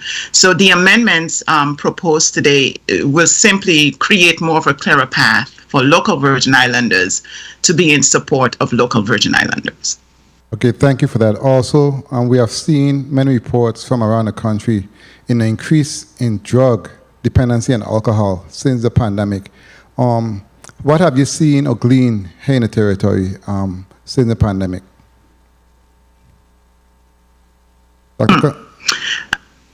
I don't think it's a matter of the pandemic. I think we have a therapeutic relationship with particular substances in the Virgin Islands, and I'm going to be quite diplomatic in my response. Unfortunately, these substances are linked with other substances, and we're seeing an increase in psychotic breaks, dissociation of thoughts, some cognitive impairment, some slowdown in the processing of information. We're seeing some delayed reaction. We're seeing some on emotional availability of folks. We're seeing some separation between caregivers and children. We're seeing things that are linked not necessarily to the organic use of the substance, but is what else it's connected to. Folks must understand that our chemical makeups are all different, and necessarily know what's inside will certainly have some long-term health complications and impact. That's what we're seeing. We don't really have a narcotics problem in the Virgin Islands as we do per capita on the US, but we do have an alcohol problem, and as a direct result of the pandemic, we've seen increased cases of domestic violence, violation. We've seen connectedness of families. When families got together after the hurricanes, there were a lot more incest and sexual abuse and violation and rape. So those things as a direct result, alcohol as a direct result of the pandemic, not necessarily marijuana use. Okay, and before my time is called, can you tell us about the relationship between strict professional standards, insurance coverage, and preferred provider organizations? You understand the question?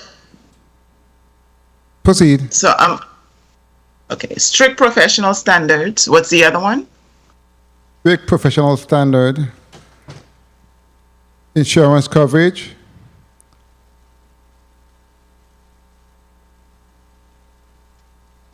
was there another one? Insurance coverage and preferred provider organizations. Okay, strict professional standards means that our standards are in line with the rest of the country. Time. Which simply means that, You may proceed. Okay, which simply means that a counselor licensed in the Virgin Islands, in Texas, in Georgia, Florida, the regulations are the same. They have the very same level of clinical supervision, hours, expertise. So when we say strict professional standards, we're ensuring that our ethical standards and practices to ensure that there is a protection of clinician and also protection of the public by national standards. As it pertains to insurance coverage, that anyone who is in need of service and they choose to see a counselor, that they can have access through the health insurance coverages, including Medicaid, not yet Medicare, okay?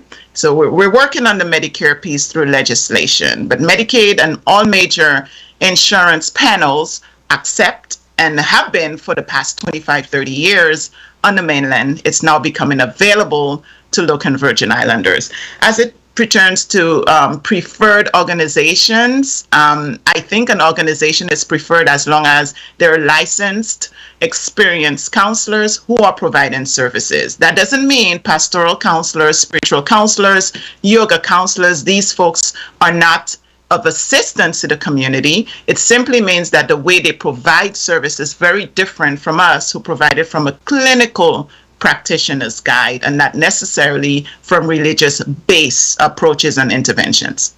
So how does increasing standards help counseling to become more affordable? How does that work? Can you explain that to us? How does increasing the standards help counseling to become more affordable? So I don't think this is a matter of increasing the standards. The standards are pretty solid. The standards that we have in the books now is pretty solid. What we're doing is expanding the pathways so folks have access to licensure. Our standards on the books are compatible to every other state there is in other territories. So it's not a matter of increasing the standards. Let's give access to folks and make the codes and the bill a bit more comprehensive, a bit more directed, clearer for folks who are interested in seeking licensure. Thank you so much, Dr. Constantine, and I want to thank you for your responses. Mr. Chair, I want to thank you so much for the time.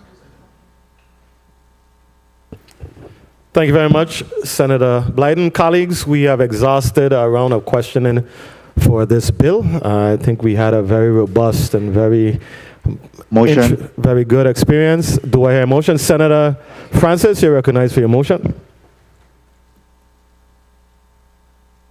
Thank you very much, Mr. Chair. Mr. Chair and colleagues, I move that Bill number 34-0190, an act amending Title 27 Virgin Islands Code, Chapter 4A, relating to the practice of professional counseling to modify and update licensure requirements and for other related purposes be approved by the Committee of Rules and Judiciary and sent to the full body for further consideration. I so move. Second.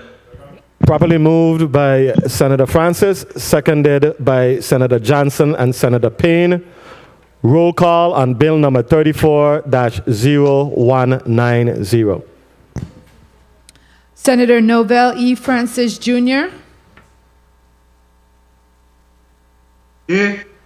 Senator Francis Ye. Senator Kenneth L. Gittins. Senator Gittins absent. Senator Franklin D. Johnson. Yay. Senator Johnson, yay. Senator Carla J. Joseph. Senator Joseph, yay. Senator Stephen D. Payne Sr. Senator Payne, yay. Senator Milton E. Potter. Yes. Senator Potter, yay. Senator Genevieve R. Whitaker. Yay. Senator Whitaker, yay. Mr. Chair, we have 6 yay, 1 absent. Thank you very much, Madam Clerk. Colleagues, bill number 34-0190, an act amending Title 27, Virgin Islands Code, Chapter 4A, relating to the practice of professional counseling to modify and update licensure requirements and for other related purposes, has been favorably considered by the Committee on Rules and Judiciary and will be forwarded to the full body for further consideration. Testifiers, thank you for your presence here today. Thank you for your testimony. I will ask Dr. Constantine and Assistant Commissioner Hodge to please offer your 30 second wrap up. We'll start with Dr. Constantine. I would like to take a moment to thank all of you today. It's very different working in the field and advocating for the field. This morning allow us the opportunity to advocate for those proposed measures to ensure that we have more equitable service in the territory. Particularly, this is especially important for me. I am from St. Croix. I am a product of this community. This community is directly responsible for who I am. So it brings me great joy to be able to come back and provide and lend my talents to the very same community who has molded me. So thank you for your vote in the affirmative to ensure that these measures are carried through. Thank you for your passion and your compassion this morning in having these conversations. I want to continue to have conversations around this profession so we can all, as a collective body, understand who we are as professional counselors and the service that we'll provide. So I just wanted to hold space for that, and thank you for the opportunity this morning. Thank you very much, Dr. Constantine. Assistant Commissioner Hodge, you may proceed with your 30 seconds.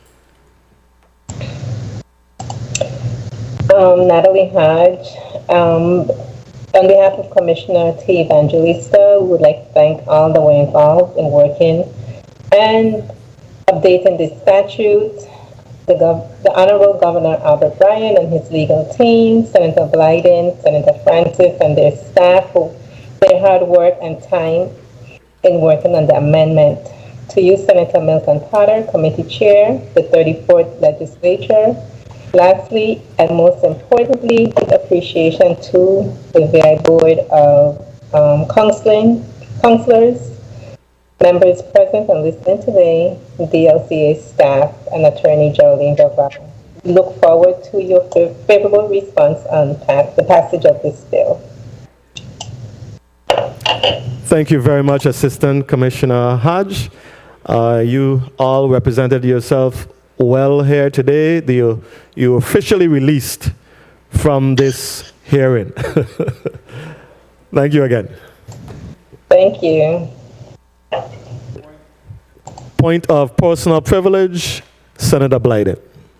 Thank you, Mr. Chair. I just want to say thank you to my colleagues and the testifiers for their support in this most important piece of legislation. I look forward to it moving to the full body and having the same results. Thank you so much. Have a blessed day, everyone.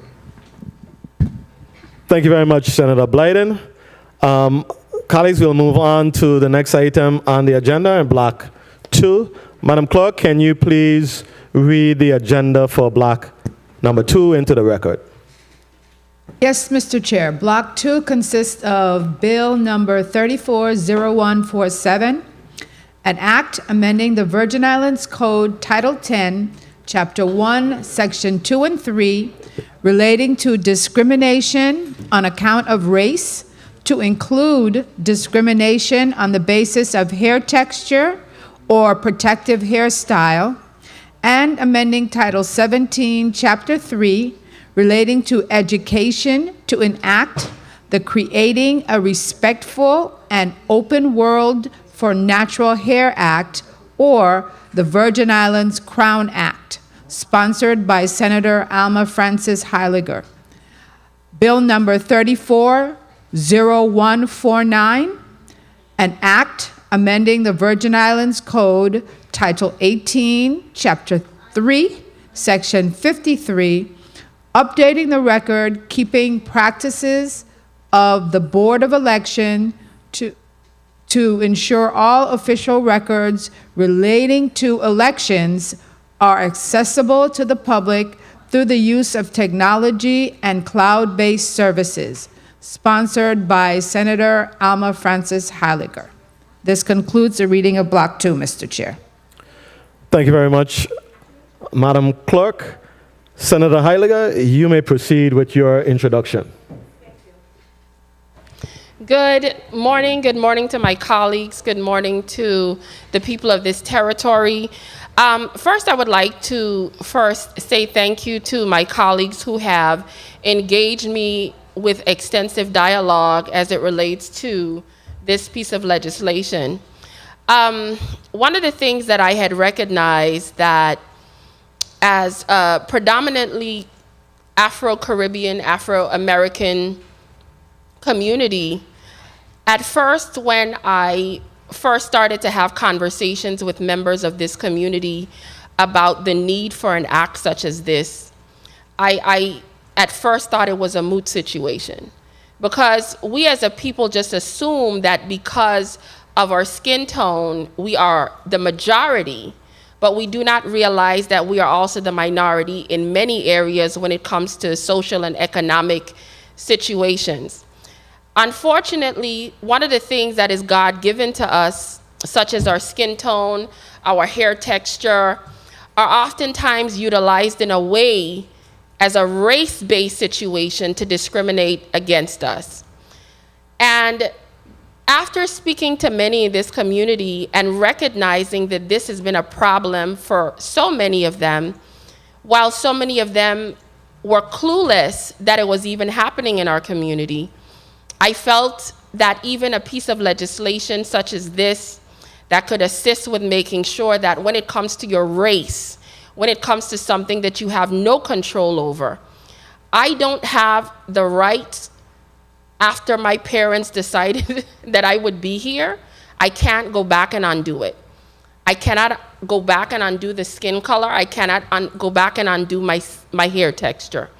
But when we live in a society that just a short years ago, your skin tone was used to stop you from even elevating in a society. And as we shifted away from that, we have now started to use things as people's hair texture. That is something we cannot allow to be advanced in our society. This Crown Act movement is something not only that I would like to see happen here locally, it is something that's being pushed nationally.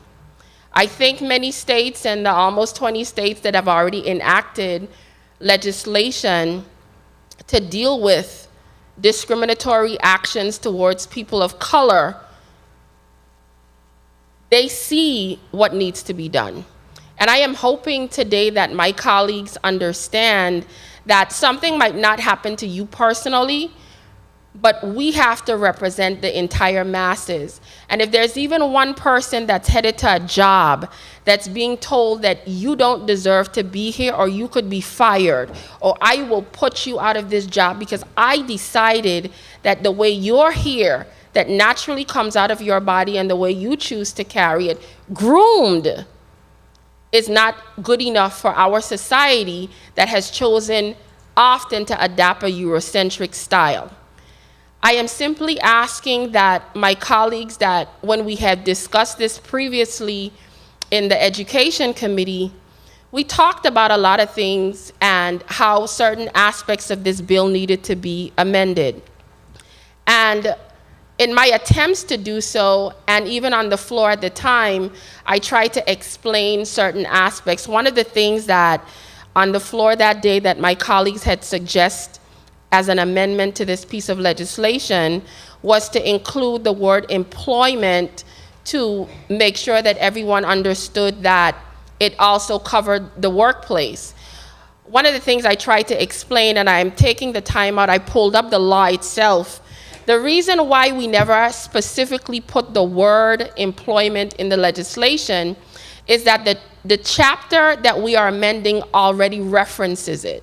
So we only in this piece of legislation reference the areas we were attempting to change, because we're attempting to change Title 10, Chapter 1, Section 2 and 3, but also in the VI Code as it stands right now, Section 3A1, Title 10, Chapter 1 says, A, all natural persons within the jurisdiction of the United States Virgin Islands, without regards to race, creed, color, or national origin, and subject only to the conditions and limitations established by law and applicable in like manner to all persons are entitled to 1, equal treatment with respect to employment, pay, and working conditions in and all businesses and industry, and with respect to union membership. So because I was not attempting to amend that section of the code, which is already there, that is the reason why we never put it in here. So there's nothing really for me to amend when it already exists in that section. The other concern some of my colleagues had shared had to do with if we do go ahead and process this piece of legislation to protect and place your natural born God-given hair textures under the fact of your race, they were concerned about agencies that have laws that could supersede this for like health reasons or reasons where, for health reasons and other reasons of safety and other things. And one of my colleagues had suggested that we add in the word OSHA into the code. When we attempted to go and look within the code, and that was something else we tried to express, that that particular section of the law already has discussion to establish law that would easily supersede this. Now, I would like to read that section that says section 3B. No person being the owner, proprietor, superintendent, manager, agent, or employee of any publicly licensed business or any other business or industrial establishment shall directly, indirectly, by subterfuge, deny employment in or at such business to any applicant, therefore, or engage in or permit any discrimination or differential in pay or working conditions for workers doing the same work on account of race, creed, color, or national origin, subject only to the conditions and limitations established by law and applicable in like manner to all persons. When we checked with legal and checked with, it was shared that that one particular line covers laws that are already in existence that could potentially supersede this.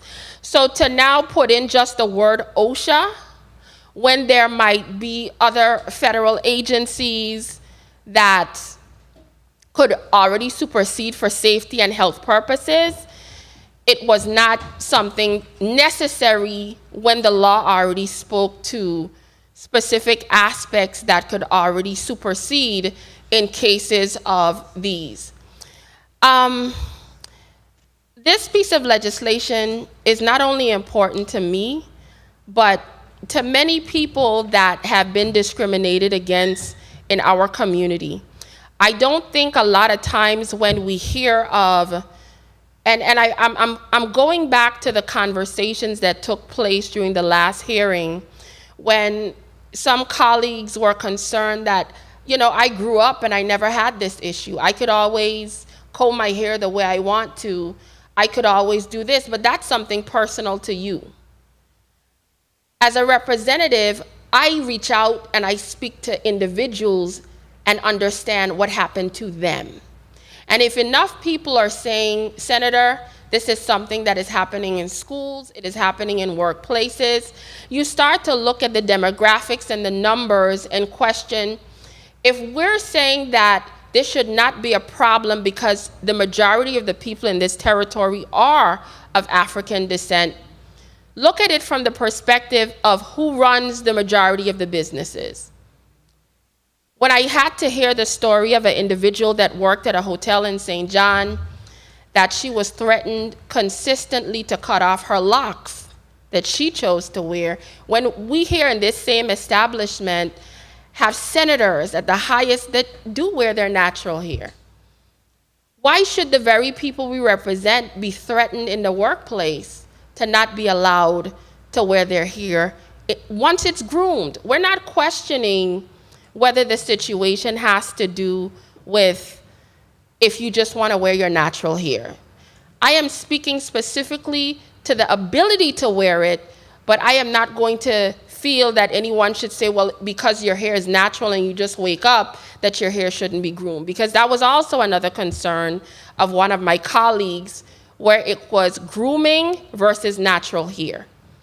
That is not the issue. I am simply asking my colleagues today to really recognize that this is happening here in our community. This is happening to our people, and this is something that I am asking you to support.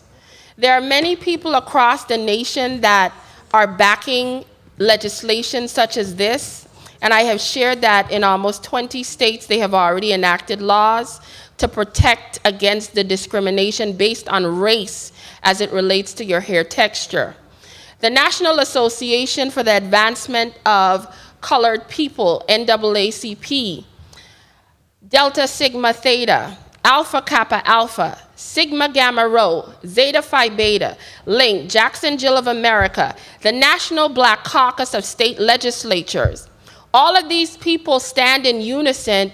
Over 85 businesses, over 85 corporations and organizations have recognized throughout the United States and territories that unfortunately, as much as we have advanced, as much as we have moved forward, some of these things still happen to us. And I'm simply asking that my colleagues really look at this as a way to make sure that if even one person in our society is being discriminated against, we don't let it happen. So I would like to ask for your support, and thank you very much for listening to my plea on behalf of the people of this territory. Thank you very much, Senator Frances Heiliger. I think you got the award for the longest introduction. So you made your plea. You made your plea. We will move to the second bill in this block, and it is again, the prime sponsor is Senator Frances Heiliger. Senator Heiliger, you're recognized for your introduction. Good morning once again, colleagues. As it relates to bill number 34-0147, this piece of legislation has been before this body, and this is the third time, and I am hoping that the third time is a charm. This piece of legislation is requesting that the Board of Elections, 149, trying to make sure I have two bills in front of me. This piece of legislation speaks to the Board of Elections and asking to change a specific section in the code that has been on the books since 1963. Currently, in the VI code, there's a piece of legislation that speaks to public records and only registered voters being able to go in and getting copies and being able to inspect public election records. One of the things that I have noted in our society is that even though we have over 50,000+ people registered to vote, every election time we are limited to some 20-something thousand showing up. One of the things in coming to this institution and speaking to the public, they are looking for ways to get access to information in their attempts to understand and better feel comfortable with their right to vote in knowing that their right and their vote is secured. And for me, this measure is just another step forward to lending to transparency. We have discussed this several times within this body. It was held twice. And I went back and I took note and spoke to several of my colleagues, and I asked them, can you please pay attention and really look to what the people are asking for? Some of the things in the last meeting that they had concerns with, and even speaking with Ms. Fox, that she came and shared her concerns. The biggest issue, because I attempted to create and draft a bill to open access to public information as it relates to election records. Unfortunately, in several attempts to do so, the same message keep coming up from my colleagues. Some of them were concerned about being totally open to the public because as the current law is written, it is only limited to registered voters. As an attempt to compromise and still get information out to the public, my piece of legislation currently now includes all registered voters.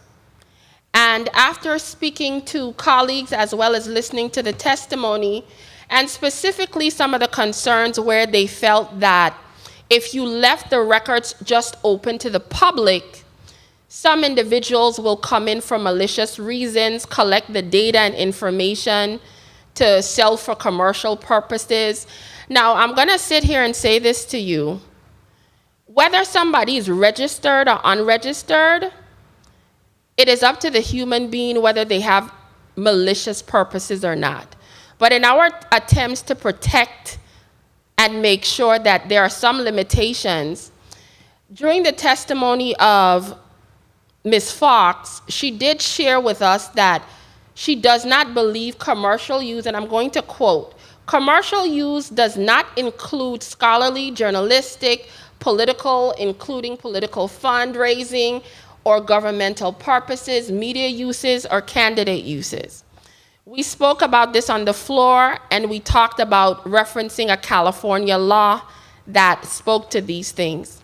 So in my attempt to have a form of compromise to allow for this to be a little bit more open, to get information onto the internet so the public could access, but the information that people have to walk in, sign up for, and register will continue to be limited to registered voters, in addition to the public that comes in and requests it for the purposes, and I want to say specifically for the purposes of election, scholarly, journalistic, political, or governmental purposes.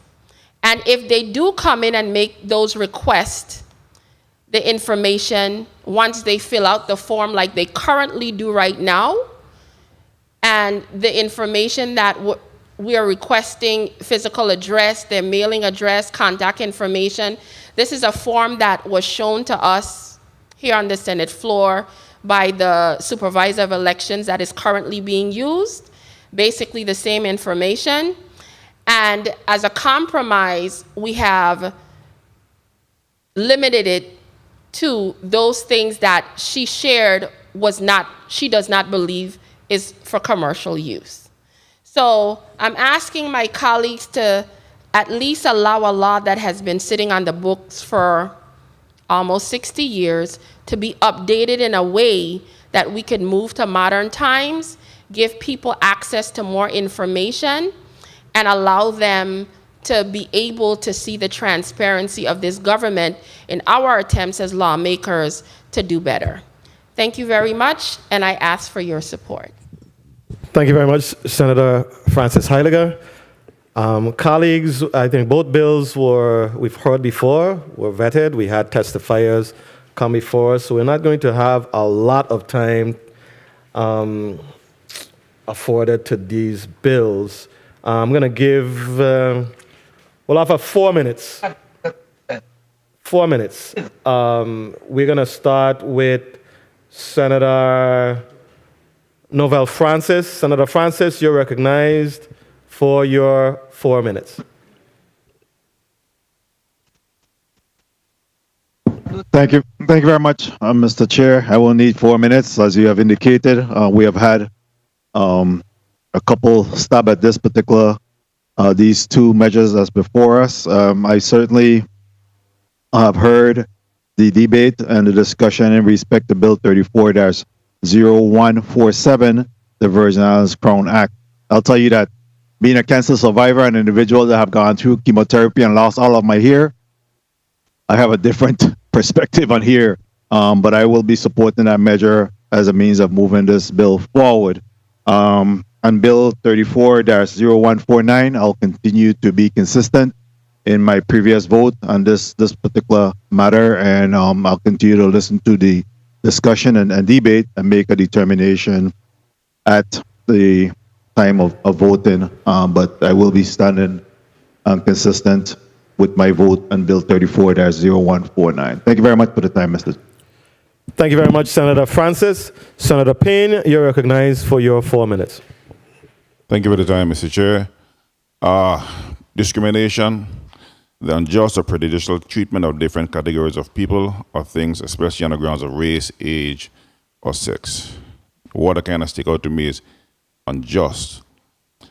In 2019, the Crown Act, which is sweeping across the U.S. mainland, is basically a law which clarifies that black people should be allowed to wear their hair as it grows naturally and not be forced to use chemicals to relax or straighten it. Let's go back a couple of years. Title 7 of the Civil Rights Act of 1964 prohibits racial discrimination. However, federal courts have said that only afros, not other natural hairstyles, are protected under the law. The 7th U.S. Court of Appeals ruled in 1976 an employer had violated an employee's civil rights by denying a promotion to a worker who had grown an afro, a hairstyle that gained prominence in the 1960s as a political statement of black power when activists Angela Davis and Reverend Jesse Jackson, among others, chose to wear the hair as it grew naturally in a rounded shape. So you can see that people of color have been facing discrimination of wearing what was given to them by the Creator, the hair. And it's very troubling that the African American community is still facing discrimination in the 21st century. Individuals being denied promotions or even job opportunities because of the way they wear their hair. Employees looking at someone of color and deeming that they must be a gangster or a drug dealer simply because of a hairstyle. Never paying any attention to the degrees they hold or to the impeccable work experience record. However, one major difference is that we have also created discriminatory policies against our own race. Our educational institutions that are run by people of color have also created discriminatory policies against our own children. 2 minutes. I can remember several years ago, I can remember several years ago, Mr. Chair, when I played music and traveled to our sister island of Totola. You could not get into the BVI if you wore dreadlocks in your hair. Every time we traveled to the BVI, Rasfia, who was our mixer or sound engineer, he couldn't travel with the group. Even guys in the group who wear the hair in a nappy hairstyle, much like how most of the young men today wear the hair, had to get an Afro pick and rake out the hair if they wanted to enter.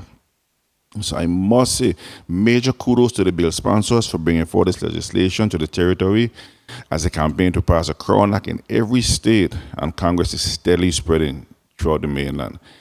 In regard to Bill number 34-0149, I'm still not comfortable with allowing information about individuals to be easily accessible publicly by any and everyone. And if you were involved in law enforcement, maybe you would see personal information as something sacred. I don't have an issue with registered voters who have voluntarily placed their information within the election system, accessing information about like-minded registered voters.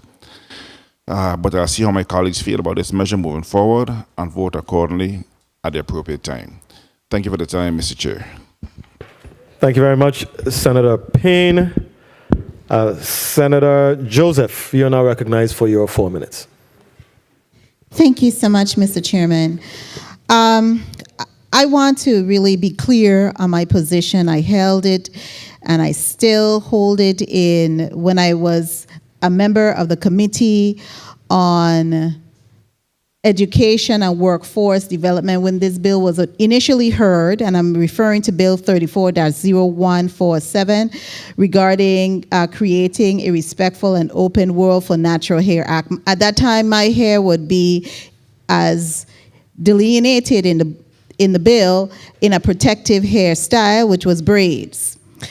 The invited testifiers, so that my colleagues would have a perspective of understanding, the invited testifiers did not include the Department of Education, which this bill speaks to. It did not include the Department of Justice, which this bill speaks to. And so I had really major concerns relative to the validity of discrimination being evidenced in the Virgin Islands because of natural hairstyles. And I say this in realm of our Civil Rights Week in Black History Month. We had a civil rights movement because we could document both visually and in writing levels of discrimination, especially regarding the voting rights of our people in the 1960s. So I am not sold on Bill 34-0147 because I don't see that it was properly vetted in the Committee of Jurisdiction, the Committee of Education and Workforce Development, and one of my colleagues who is a Senate President had joined me in on that. The only, I will tell you, to be in all fairness, one of the testifiers, Mr. Shamori Moorhead and Mrs. Kimberly Moorhead, they came forward in their testimony and said their children were being discriminated against because of their hairstyle in the private schools. Not in the public schools, not even in the public schools. Okay, so those are my critical issues regarding the bill. We haven't vetted, we haven't seen evidence from those individuals who are actually in the education, having heard cases, labor, or the Department of Justice saying, yes, we have evidence from a body that would have that evidence because people would be filing cases on how it has been addressed.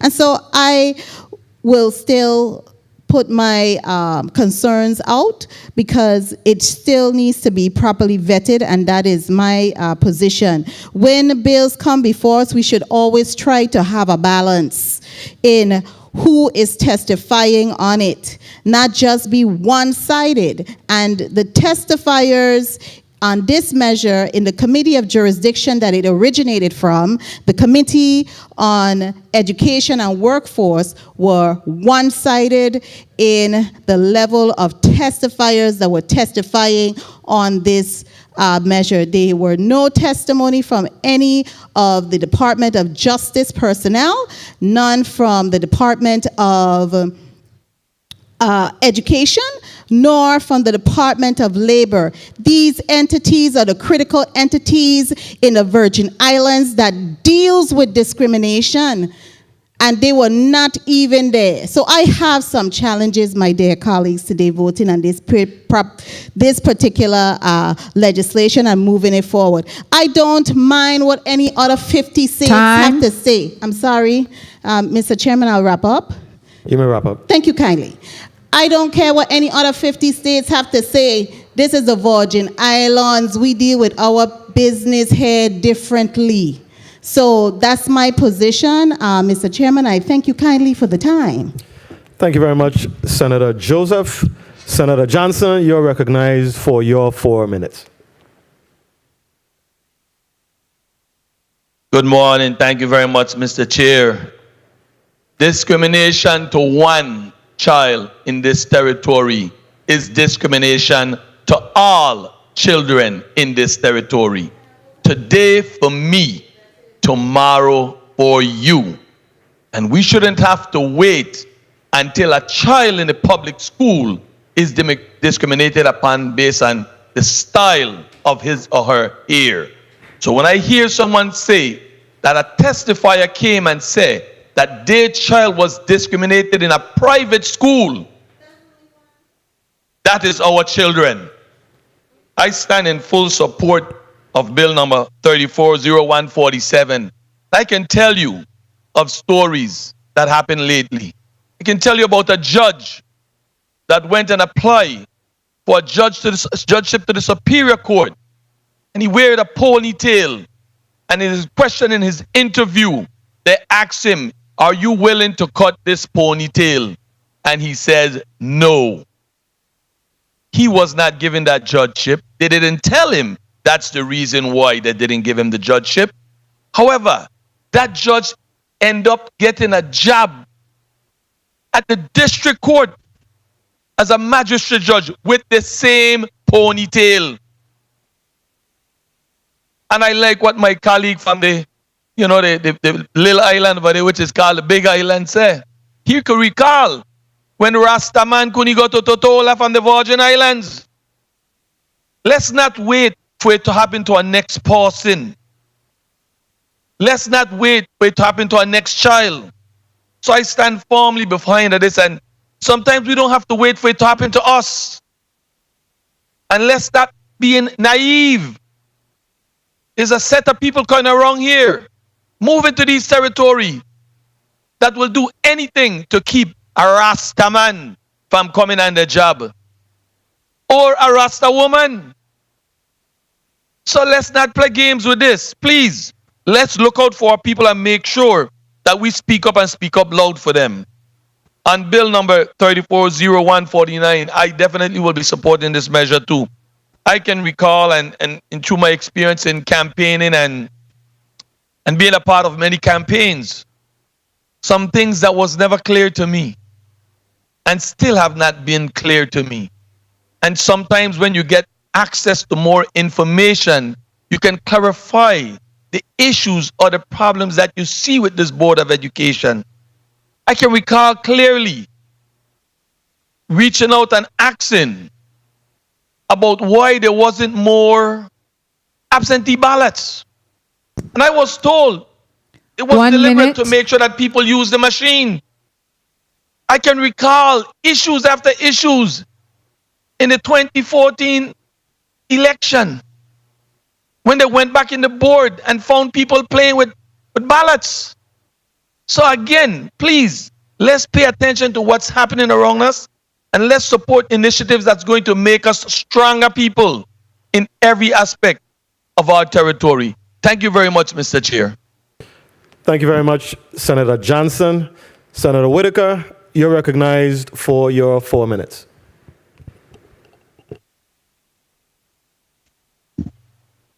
Thank you, Chairman. And I also just want the record to reflect that I am also a prime sponsor of this measure. I joined with the sponsor of the measure and of the importance, and even going through the process with the individuals impacted by this legislation. And it's really important. And speaking, of course, about the Crown Act. And so we do this, we make this effort also on behalf of both children and adults. But before I make further statements, I want to, through the chair, to legal counsel, as I did reach out to Attorney Tharps, one of my constituents who is a supporter of the measure. They just wanted some clarity on the ROTC program, the grooming standards, whether this measure would have an impact, because the girls can now, of course, wear locks, but the boys are prohibited. Can, through the chair to legal counsel, can you please clarify that, if this legislation would impact the ROTC program for the boys' grooming standard?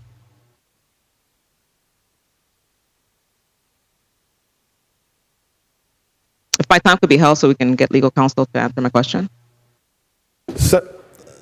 Attorney Ayala is here. Senator Whitaker, he's going to be seated in a second, and he'll be able to respond to your question.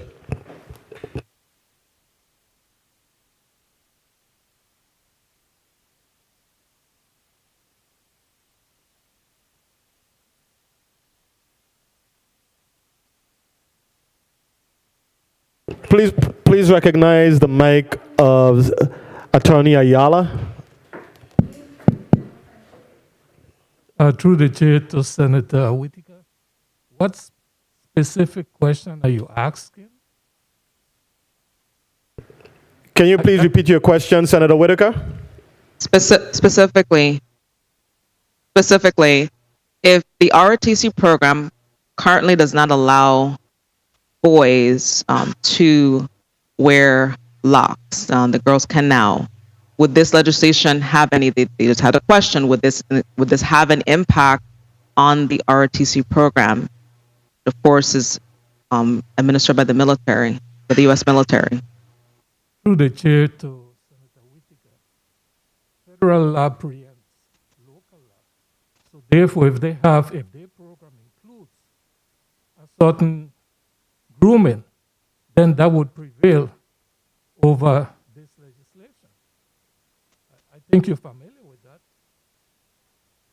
Hold the mic closer to you, Attorney Ayala. It's going in and out. Was the cable? Does that answer your question, Senator Whitaker? Great. I am saying, and I'm repeating that. Can you repeat it? Because you were a bit muffled with your mask on. Can you repeat the answer, please? I repeat that if the ROTC program is based on federal mandates and federal regulations, then those federal regulations preempt local law. So therefore, I don't know how amenable they would be to changing their standards. Does that answer your question? So this legislation cannot preempt federal statute. It does. And thank you for this. And the reason why I asked it that way is so that the public is also clear, because part of this process, you have constituents who have concerns or questions about a measure, and we do this through transparency and openness. I understand that, but I also wanted it to be placed on the record that we also voice the concerns of those, who have the concern. I also want to also in supporting this measure, really highlight that what we should try to also receive from, as we go through the process, from the education stakeholders, Department of Education, that we are going to also have a clear receipt of regulations coming to the legislature as well, in terms of that. Because one thing, when we pass the legislation, it'll be very interesting to see how it's actually implementing in terms of rules and policies. And finally, in terms of when we're speaking about Bill number 34-0149, in terms of the official records for the election system, it's very important to emphasize that there has to be a balance. There's certain information that cannot be disclosed to the public, and then there's also privacy concerns. So there's a lot of things to weigh, but I certainly support this measure because, as we know, and as we focus in on the election system about it being cloud-based, we have a lot of agencies that are really far away from really having cloud-based services and information. So there has to be definite balance. I do agree. Right now, just to highlight, the way the system in fact works is that the information is digital now. So gone are the days of the black books and all those things, which my prior position I was happy to shift us from. But are the days now where we're using technology, but we have to balance that for security, safety, election safety. Everything has to be safe in the process. And so I really want to highlight, because I know the public is concerned that in this particular arena, the election system has evolved greatly over the last 9 years. There's been a lot of evolution by way of safekeeping of the information, and certainly the ensuring that the public has access to information. Thank you, Chair. Thank you very much, Senator Whitaker. I definitely have lived in a time regarding Bill number 34-0147. I have lived during a period where I've seen persons discriminated upon based on their hairstyles, based on their hair texture. Kinky hair was not associated with, I guess, intelligence, because in corporate America, I've seen folks denied a job not because of their intellect or intelligence, but simply based on how they wore their hair. And that is wrong. That is wrong. As close as the place that I was born, Tortola, at one point in time, as my good colleague from St. John mentioned, persons were not allowed to enter the BVI based on the texture of their hair. It was associated with criminality, doing things deviously. So those persons were turned back if they attempted to enter that island with their hair in dreadlocks form. It's wrong. It is easy to, and I've seen places where you're denied that job, you're denied entrance to an organization. You're not told overtly that we are denying you because of the dreadlocks that you have, but many of us know some of the hidden reasons why persons can be rejected. And here, texture has been something that has been a real barrier for us. I think I'm seeing things changed. Today, wearing your hair in a kinky style is not as, does not bring the negative connotations and the negative feedback 2 minutes. to the large level as it was in the past. I am inclined to support this initiative to guarantee that persons with their dreadlocks or kinky hairstyle will have a cause of action for discrimination if they believe that they were denied access to a job or a school environment because of their hair. So I'm inclined to support that. Bill number 34-0149, I'm a little torn about that bill, and I had a conversation with the bill sponsor, who I have a great deal of respect for, Senator Francis Heiliger. I know that in speaking to the director or the supervisor, Mrs. Fox, when she was here the last times, her concern were twofold. She had a concern about the 10 days that the bill imposed the turnaround time for a request, and she had a concern about granting carte blanche access to information to any and every person, just based on the ability to control, if someone had something that was less than, requesting the information for less than anything upfront, or, who had something nefarious plans for use of this information, she wanted to be able to have access to that registered voter. As a registered voter, you're required to provide critical identifying information that, we will be able to track you down should you misuse this information. Opening it up to any and everyone can be somewhat problematic. And in speaking to the bill sponsor, I know she had an amendment which attempted to address that issue. I'm concerned that while there was an effort to make some adjustment to it, I'm concerned that the language still opens it up too broadly to everyone. And the language that I spoke is that in section B of the amendment, it says that these records are open to the public inspection for election, scholarly, journalistic, political, or governmental purposes, and the board shall provide copies of such documents to any member of the public not later than 10 business days afterwards. And the 10 business days I can go along with, in spite of the fact that the supervisor of election has some concerns about that timeline.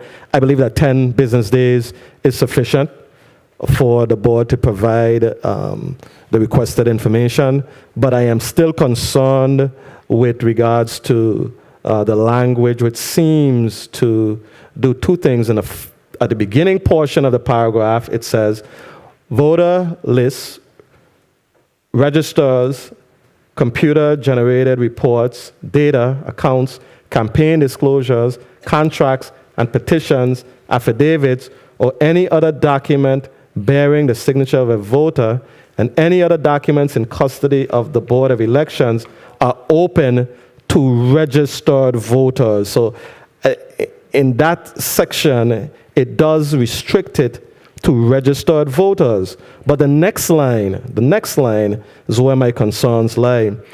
These records are open to public inspection for election, scholarly, journalistic, political, or governmental purposes, and the board shall provide copies of such documents to any member of the public, and that is where my concerns lie. At the appropriate time, I will vote accordingly on these two pieces of legislation.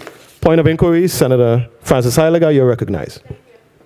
I do appreciate, Mr. Chair, that you did bring that up, and if it's a concern to clean that up, that is something I would be more than happy to amend.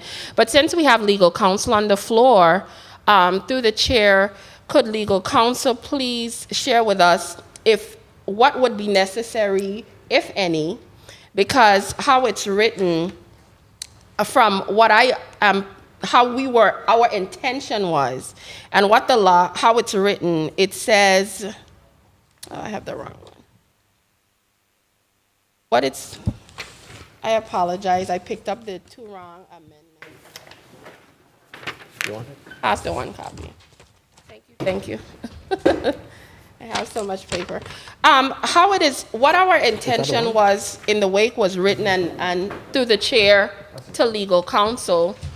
I want to ask if there's a difference when you reference the word such documents as opposed to just any documents. Now, it says the records are open for public. When we spoke about this earlier, what the current law actually says right now, that it is only limited 100% to only registered voters.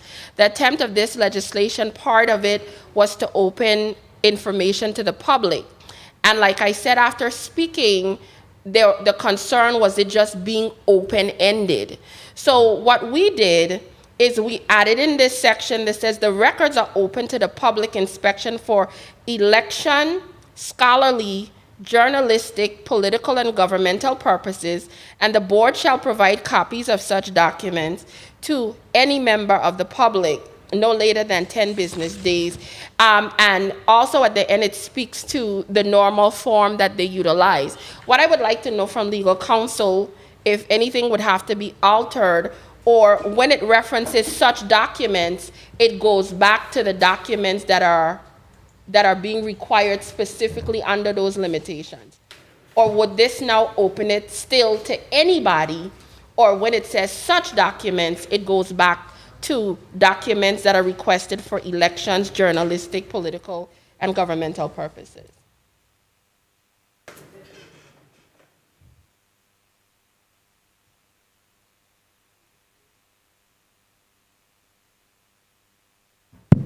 Through the chair to Senator Heiliger. Such documents would be the documents that are being requested. And by adding in certain categories that you just put in there, like for example, research, political research or what have you, you're opening the legislation or the documents to any person. It doesn't have to be a registered voter. For example, you might have a student or a group of students that are doing some kind of research, and those documents would be open to them. We understood that part. That's why previously the legislation just said public. So as a compromise, we limited it to scholarly journalistic. What we're trying to get clarity on, their concern is that the second part that says such documents to any member of the public within 10 days, because right now if they make a request, they fill out the form. We limited it, we put, the law is registered voters. We're asking, when they walk in, whether registered or not, and they're saying they would like this information, they're the media, and they would like it for journalistic purposes. Would this now open it still to anybody, or only for those people that said it was for journalistic purposes, because you're referencing such documents? I think the key here is, in addition to such documents, which goes back to the requested documents for journalistic or whatever, it says such documents will be available to any member of the public. And that is where my concerns really lie. The fact that it says it will be available to any member of the public, so any member of the public can make the request to receive that information. Through the chair to the chair. You're correct, because again, you have, if you want to limit, then you have to put in specific language to limit the documents that would be available. Because right now, it's a blanket request, and the person doesn't have to be a registered voter. It does. I understand fully what you're saying. These are open-ended. I mean, I can't put it any clearer. If you don't understand, then I can't go beyond that. Thank you. Could I just? Thank you very much, Attorney Ayala. And I'm not going to get in an argument with something legal. I have stated the position of the legal counsel, and I'm leaving it at that. Thank you very much. Colleagues, briefly. Yes. I would like to thank legal counsel, and this is not a debate, but I think he's saying that it's open to the public, and we are aware of that. I think that was the whole purpose of this, to add open-endedness to the public. So I'm not questioning what he's saying. We are opening it to the public.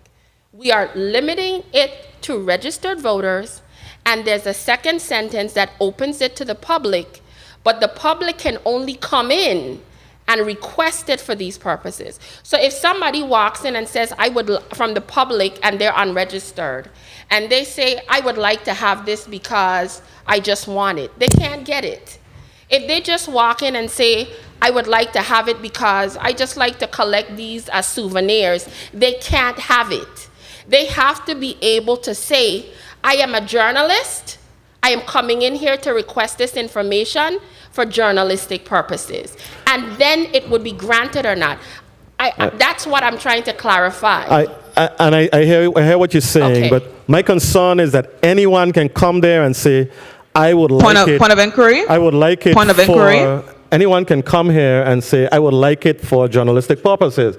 Anybody off the street can come in. Any member of the public can say, look, I want it for political purposes or for journalistic purposes, and they must be granted it based on the language in the amendment. That is what my concern is. So again, it just neutralizes the impact of the supervisor of elections concerns, because it just gives carte blanche for anyone. All they have to do is say, I want it for political purposes, and they must be granted that. Mr. Chair? Go ahead. I'll come to you in 1 second. Senator Whitaker, Legal Counsel Ayala, go ahead. Mr. Chair, one of the ways to make sure that the senator's requests remain intact would be to perhaps, within the internal affairs of the Board of Election, to have the Board of Election in the form that they produce, make it specific that documentation for the person requesting the information be identified and specified in the form, indicating that, for example, such an John Doe came in, John Doe is requested to put in some kind of ID, some kind of organization to which he belongs to, and make sure that perhaps maybe there is an oath to be taken that this information shall not, leave here or be used specifically for that. But that would be an internal section of the Board of Election. Thank you very much for that. Senator Whitaker, you're recognized for your point of inquiry. Point of inquiry to the sponsor, just around the contracts provision, because we may not know, and just for background knowledge, there are contracts that have very sensitive information, and that certainly would not need to be relayed to the public. There are different kinds of contracts with respect to the election system, and so I just want to put that out. The point of inquiry to the sponsor, there should be the consideration of what types of contracts would be available to the public.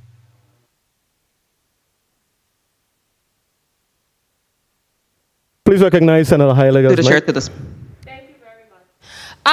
I think what is not being recognized is a lot of this language comes directly out of the VI code. And the VI code, all of these listings in regards to contracts already is sitting there. So we did not attempt to change the specific things. We added some stuff, Right. but we didn't change the parts about affidavits and all of that from my recollection, and we could pull up the code, is sitting right there in the law currently. What we were attempting to do was add stuff where things could be more accessible to the public, but we really did not change a lot of the context of what already exists in the code as to what could be retrieved. And I want to put on the record, we also stress in here, as it relates to the public inspection part, that nothing in this section may be construed to require the disclosure of information that is prohibited from disclosure by law. During the last hearing, we had testimony, and we also heard a report that the Board of Elections shared with us as to sharing sensitive information. By law, you can't share. So we are fully aware, and the board is fully aware of the information that they cannot share with the public. So I, as a sponsor, don't need to list those things because the law already exists, and they, as a board, know what they can and cannot Thank you. do. Thank you very much, Senator Heiliger. This does not open the door for me to put out personal information. Thank you, Senator Francis Heiliger. Point of information, Senator Payne. Thank you. Thank you, Mr. Chair. Mr. Chair, to the bill sponsor, I think what Mr. Chair was trying to actually explain, the document should read, these records are open to public inspection for election, scholarly, journalistic, political, or governmental purposes, and the board shall provide copies of such documents not later than 10 days. You should remove to any member of the public. Thank you for the time, Mr. Chair. Thank you very much. I think we've exhausted our round of questioning on this matter. We're going to move forward with this bill, Senator Francis Heiliger. I think we've exhausted this round. We've exhausted all of our discussions on this. Do I hear briefly, very briefly, Senator Heiliger, you're recognized for your point of information. Point of information. Point of information. I just would like to share with my colleagues that our conversations went I just want to put on the record for this here. Senator Whitaker, Senator Francis Heiliger is recognized for her point of information. Please recognize Senator Francis Heiliger's microphone. Thank you so much. I just would like to thank my colleague for bringing that up, as we did share and discussed a few moments ago that we said that that could be easily altered and amended, as if that is the only issue, where we would just remove the words any member of the public, and we just, if that was the only issue, I did share with you a moment ago, I would be more than willing to amend it and have it removed before it gets to the floor. Thank you very much. So I wanted to put that on the record. Thank you very much, Senator Francis Heiliger. One last point of inquiry, Senator Genevieve Whitaker. Briefly, please. It's a point of information. Title 18, Section 53 already provides a framework, as sponsors indicating, for the public inspection. What I am just emphasizing is a concern over what information. So again, the law already speaks to what can be inspected. So I want to make sure that as we take an official transcription of what's going on today, is that the law already speaks to what some of the documents that can be shared. And there needs to be an emphasis on the safety of the information. Thank you. Thank you very much. Colleagues, we've exhausted our testimony in this matter. And do I hear a motion at this time? Motion, Senator Payne, you're recognized for your motion. Thank you. Amendment.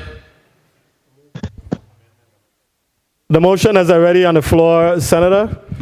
Does it move for this bill?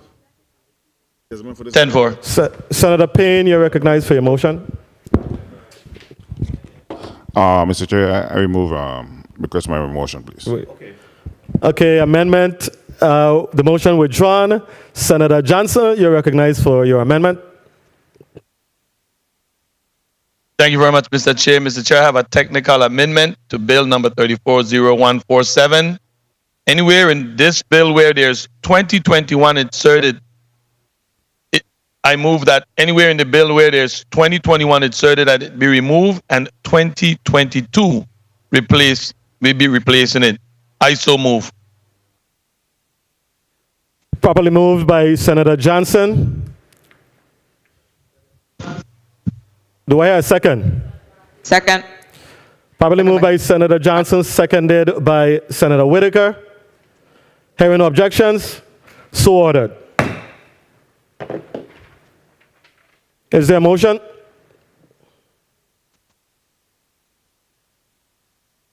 You don't know? Is there a motion? Committee. Senator Whitaker, you're recognized for your motion. Thank you. Thank you, Chairman. I move that bill number 34-0147, an act amending the Virgin Islands Code, Title 10, Chapter 1, Sections 2 and 3, relating to the discrimination on account of race to include discrimination on the basis of hair texture or protective hairstyle, and amending Title 17, Chapter 3, relating to the education to enact the Creating and Respectful and Open World for Natural Hair Act, or the Virgin Islands Crown Act, as amended. I so move. Second. Properly moved. To be approved by the Committee on Rules and Judiciary, and then forward to the full body for full consideration. I so move. Second. Senator Whitaker, can you please restate your motion? I move that bill number 34-0147, an act amending the Virgin Islands Code, Title 10, Chapter 1, Sections 2 and 3, relating to the discrimination on account of race to include discrimination on the basis of hair texture or protective hairstyle, and amending Title 17, Chapter 3, relating to the education to enact the Creating a Respectful and Open World for Natural Hair Act, or the Virgin Islands Crown Act, as amended, that the measure be forwarded to the Committee on Rules and Judiciary and move to the full body for full consideration. I so move. Point of order. Point of order. Senator, there's a motion on the floor. Okay. We'll have a point of order that takes precedent over any other motion. Point of order. Senator Francis, you're recognized for your point of order. Mr. Chair, we need to go back. Let's take a recess, please. We need to go back to the amendment. Again, the amendment was not properly executed. So at this time, the motion is improper before us until we're able to complete the amendment. Okay, thank you very much. The Committee on Rules and Judiciary stands in recess for 3 minutes.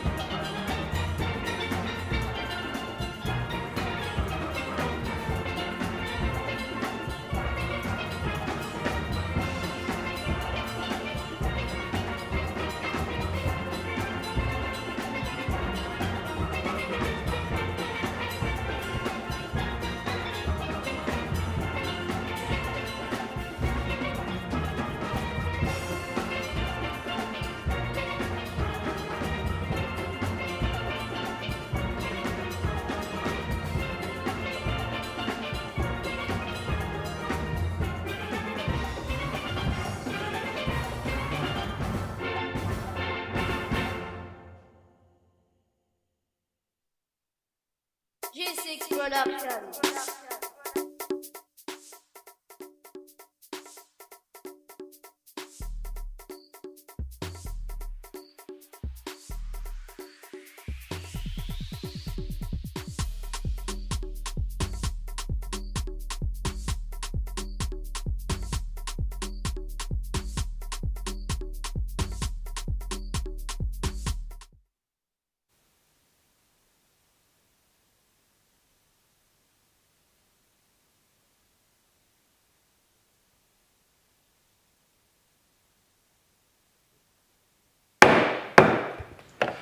Committee on Rules and Judiciary is back on the record. Just for the edification of the general public, we had some technical issues with some of the motions that were presented, and just so that everything can be official, we're going to just restate some of the motions. So, do I hear an amendment? Amendment. Senator Johnson, you're recognized for your amendment. Mr. Chair, I have a technical amendment, and I move that for Bill number 340147, everywhere where it states 2021 will be removed and replaced with 2022. So moved. I so move. Properly moved by Senator Johnson, seconded by Senator Payne. Second. And Senator Whitaker. Second.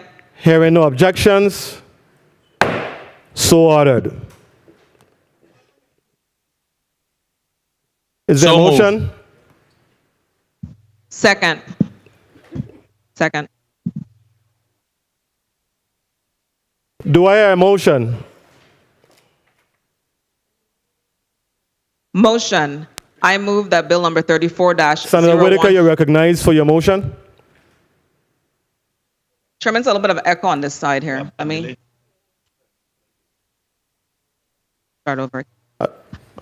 I move that bill number 34-0147, an act amending the Virgin Islands Code Title 10, Chapter 1, Sections 2 and 3, relating to discrimination on account of race, to include discrimination on the basis of hair texture or protective hairstyle, and amending Title 17, Chapter 3, relating to the education to enact the Creating a Respectful and Open World for Natural Hair Act, or the Virgin Islands Crown Act, as amended, to be forwarded to the full body for further consideration. I so move. Second. Properly moved by Senator Whitaker, seconded by Senator Payne, objected to by Senator Carla Joseph. Roll call on bill number 34-0147. Senator Novell E. Francis Jr. Senator Novell E. Francis Jr. You said nay. Senator Kenneth L. Gittens. Senator Gittens absent. Senator Franklin D. Johnson. Yes. Senator Johnson, yes. Yay. Senator Carla J. Joseph. No. Senator Joseph, nay. Senator Stephen D. Payne Sr. Yes. Senator Payne, yay. Senator Milton E. Potter. Yes. Senator Potter, yay. Senator Genevieve R. Whitaker. Yay. Senator Whitaker, yay. Mr. Chair, we have 4 yay, 2 nay, 1 absent. Thank you very much. Colleagues, bill number 34-0147, an act amending the Virgin Islands Code, Title 10, Chapter 1, Sections 2 and 3, relating to discrimination on account of race, to include discrimination on the basis of hair texture, or protective hairstyle, and amending Title 17, Chapter 3, relating to education, to enact the Creating a Respectful and Open World for Natural Hair Act, or the Virgin Islands Crown Act, as amended, has been favorably considered by the Committee on Rules and Judiciary and will be forwarded to the full body for further consideration. Colleagues, do I hear a motion? or amendment?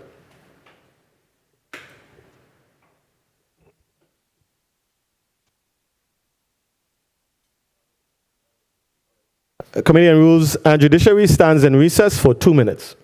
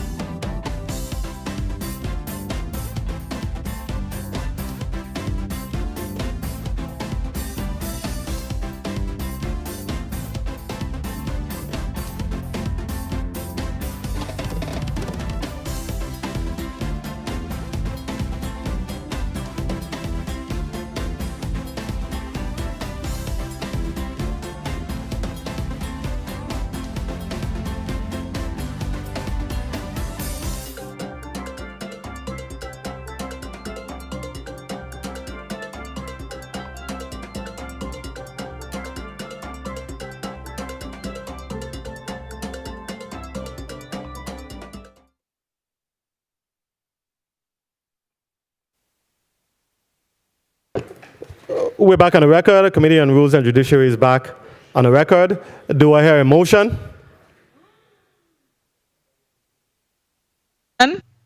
Senator Whitaker, you're recognized for your motion. Motion. I move. Sorry. You're recognized for your motion, Senator I Whitaker. move that Bill number 34-0149, an act amending the Virgin Islands Code, Title 18, Chapter 3, Section 53, updating the record-keeping practices of the Board of Elections to ensure all official records relating to elections are accessible to the public through the use of technology and cloud-based services, be held in the Committee of Rules and Judiciary, Unto the call of the chair, I so move. Second. Properly moved by Senator Whitaker, seconded by Senators Johnson and Payne. Roll call on the motion to hold bill number 34-0149. Senator Novell E. Francis Jr.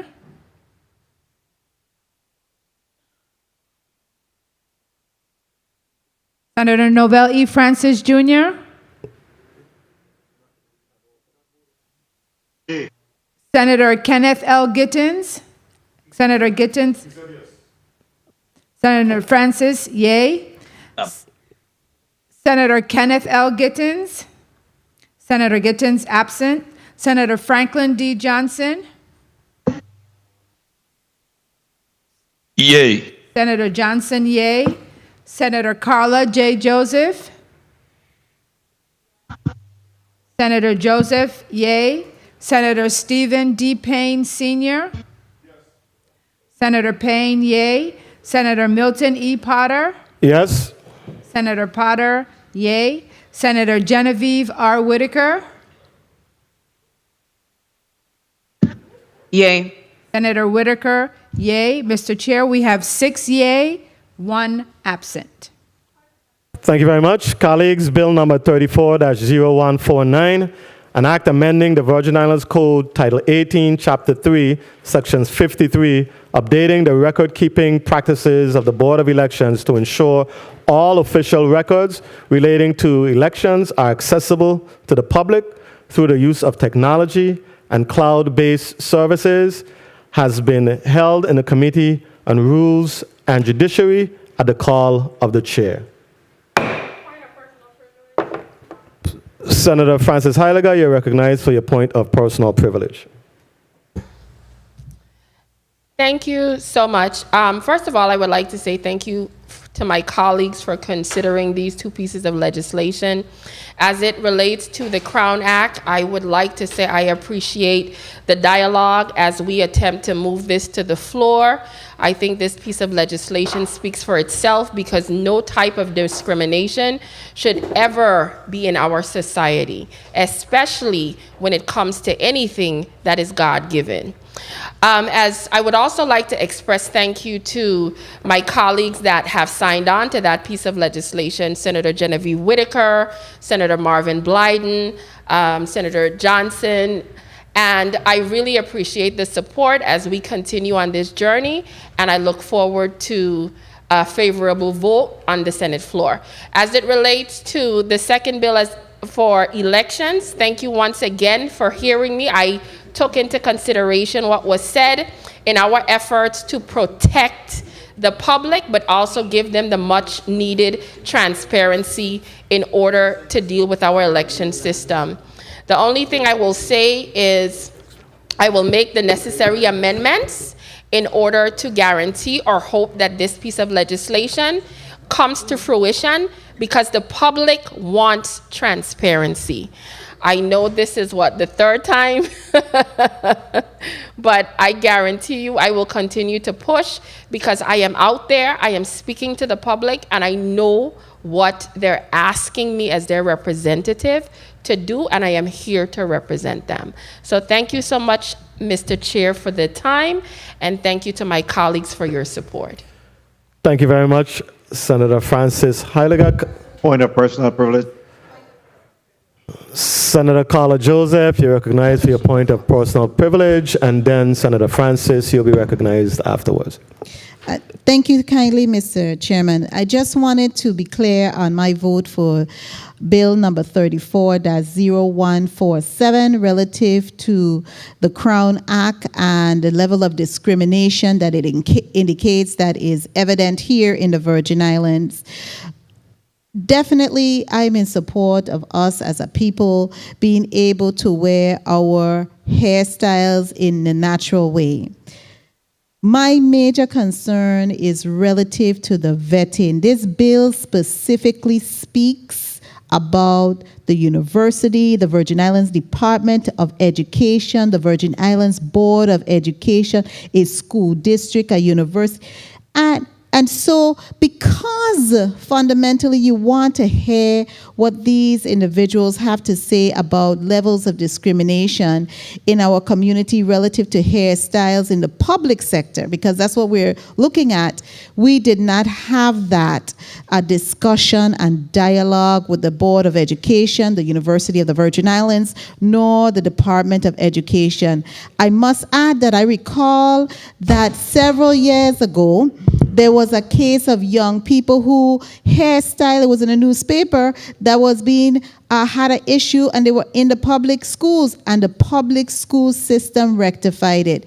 Legislations are pushed forward to correct social ills, to bring a level of parity, to address a need. So my concern is to definitely for us to be able to have a good dialogue with these entities to see if these things are occurring, and not to necessarily follow the lead of the nation, which in the continental United States, we as a people of brown and dark skin are not the majority. And so we understand the culture here of what we have to deal with in the Virgin Islands. And so it looks for me as far as a need. Thank you kindly, Mr. Chairman, for your leniency.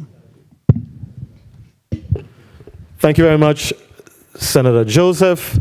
Senator Francis, you're recognized for your point of personal privilege. Thank you very much, Mr. Chair. I just wanted to publicly express our condolences to the family and friends of the late Errol Dinsey, a former employee of the Division of Transportation here at the Virgin Islands Legislature. He served as a chauffeur and a messenger for the legislature for about 24 years and retired from the legislature in December of 2020.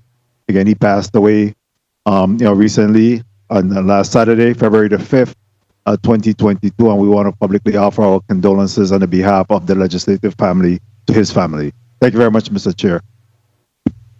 Thank you very much, Senator Francis. The Committee on Rules and Judiciary stands in recess for 1 minute.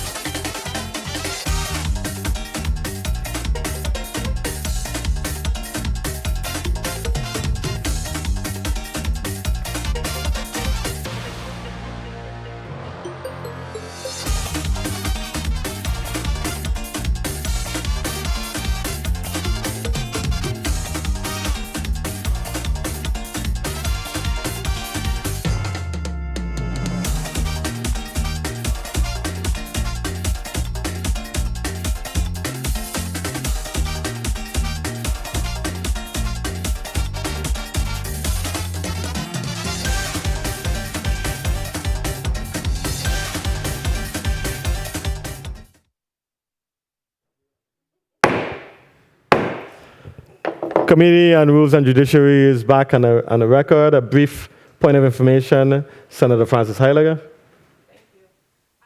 I wanted to put on the record quickly that as it relates to the invitees at the previous hearing for the Crown Act, we did attempt to reach out to the education areas, board, etc. And apparently at that time, they had something scheduled and they could not make it.